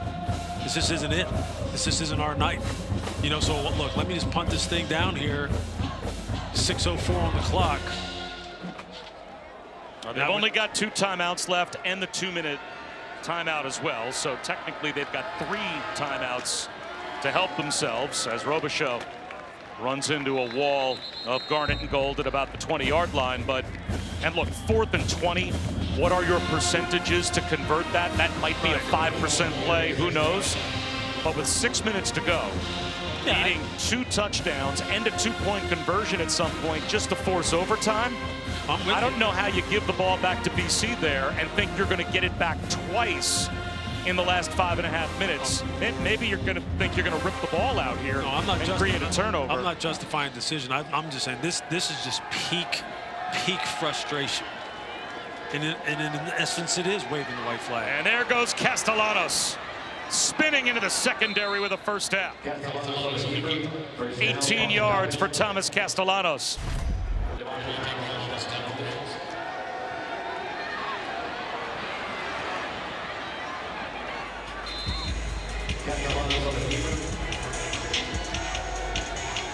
And that puts BC well over 200 yards rushing in the game at 216 total. You just see, you see right there on that play, you see the bind that this young man's athletic ability puts defenders in. They don't know if he's going to pull it down or if he's just going to try and throw that ball out in the flat on kind of like an RPO type of action. And they're just never sure. And that's 2 weeks in a row with Haynes King last week and now with Castellanos this week. If this score holds, BC beat Notre Dame when they were ranked 8th back in 1994 by 19. If this score holds, this would be their 2nd largest win against a top 10 team in the poll era. And the poll era began 1936. It's a new day in college football. We said that this was going to be one of the biggest seasons, one of the most news-filled seasons in college football ever for a number of different reasons. And here you're having it.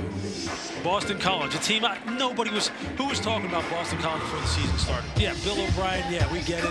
Coach Tom Brady, Deshaun Watson, Bryce Young, had some good teams at Penn State. Nobody was like talking about this football team as being able to win this game. Georgia Tech, another team no one was talking about in the ACC.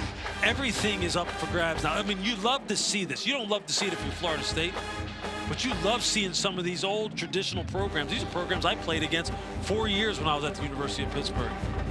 We were 4-0, by the way. I remember. 4-0. Yeah, we're the same age. Not to rub it in. Yeah, no, I remember. But I mean, it's good for college football to see some of these teams kind of rise up and inject some new storylines into the college football scene. This is a good football team you're watching here tonight in Boston College. This is no fluke.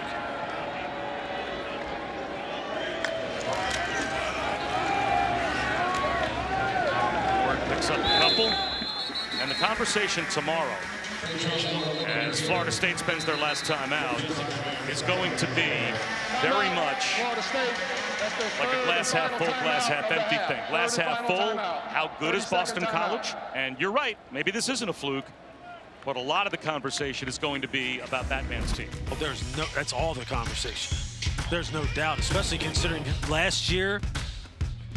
But yeah, I mean, here it is. I mean, look at this. Duquesne at Missouri. I mean, that's a tough assignment. At Michigan State, it's always tough to play up there. On the road to Western Kentucky. Come back home against Virginia. Virginia Tech is a team that people think can end up having a good season. Louisville, Syracuse, SMU. These are always programs that can rise up at any moment. So none of these are gimmies. And obviously the last 2 are not gimmies either. But hey, Boston College has a shot against every single one of those. Every single one. They don't have to take a back seat to anybody. And with this coach, you know he's not going to allow them to. So if you're a Boston College fan, you're kind of sitting up tonight going, what do we have here?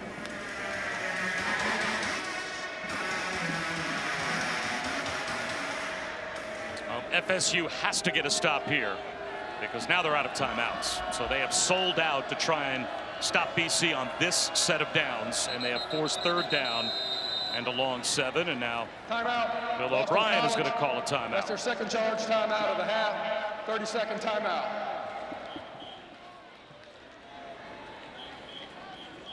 Where does FSU go from here? Wow, if man. they can't pull off a miracle in the last 4 minutes and 23 seconds, we were talking about them potentially needing to run the table from here to make a 12-team playoff. And they would obviously have to run the table after this to even have life. But when you look at a couple of the road games they have left, Miami and Notre Dame, after the way those 2 teams looked this past weekend, those loom very large. Again, there's a lot of games on here that aren't gimmies either. I mean, I know everyone wants to throw dirt on Clemson right now. They're not. It's not done for them. We don't know how Florida's going to look in late November. I mean, this is a season that if they don't get their head right here in Tallahassee, this could wind up being an ugly season. Because these are 2 losses right now that will shake the core and the foundation of your locker room. Like, hey, man, what is happening here? Castellanos on a counter. Keeper slides with a 1st down.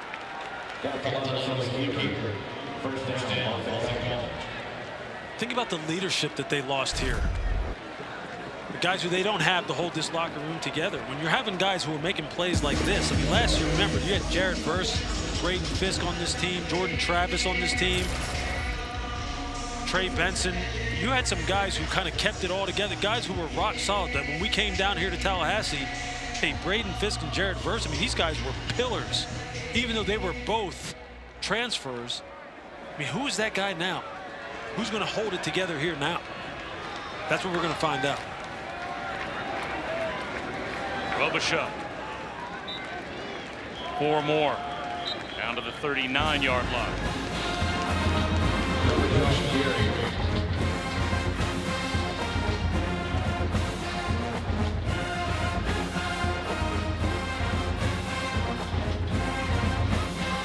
Before that Boston College had even played a game, Rob, these players had already bought in. They were already believers. Just because of the resume of this coaching staff that was coaching them at Boston College. So they had to believe, they had to take a leap of faith that everything that they were telling them was going to pan out when they came down here to Tallahassee. Now that they're seeing it, they're like, man, do you see what we're doing? That is a powerful thing. If they can kind of like get some consistency and repeat these performances, man, this could be a special season up there. And there has to be such an empowering thing for a team to know exactly what type of team they are, right? And the identity that they know they can go into each and every week and lean on a specific style of play that they know is going to give them a chance. Right now, Florida State, they're looking for that identity. They don't seem to know what kind of a team they are. You know, culture and philosophy are nice buzzwords in sports, especially in football. We throw them around all the time. Bill O'Brien comes from a background, a history. Robichaux all about that. He's got eyes for the end zone. Inside the 5-yard line, down to the 4. And that brings us down to the 2-minute timeout. 35 more yards for Ky Robichaux. Boston College pouring it on in Tallahassee.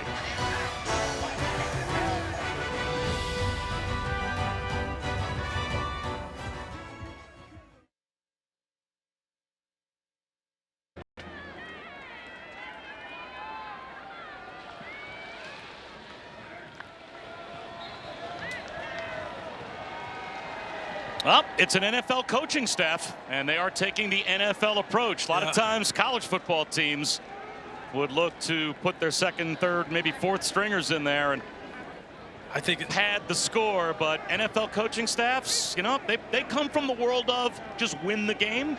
And Bill O'Brien, with the game now in a spot where it is over with 3 knees, they're just going to take 3 knees. I think in some ways it's worse what they're doing.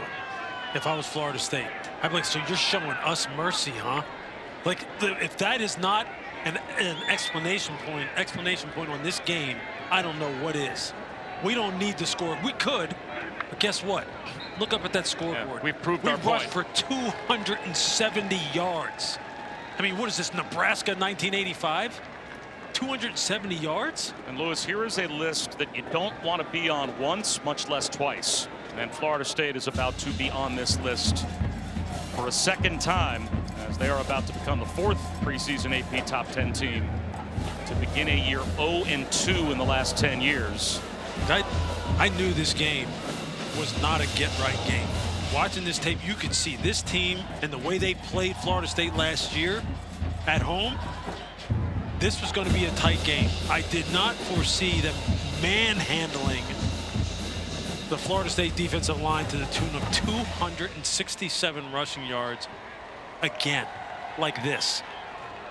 That's a shock. After a 19-game win streak, that's 3 losses in a row now for Florida State, stretching back to the bowl game last year.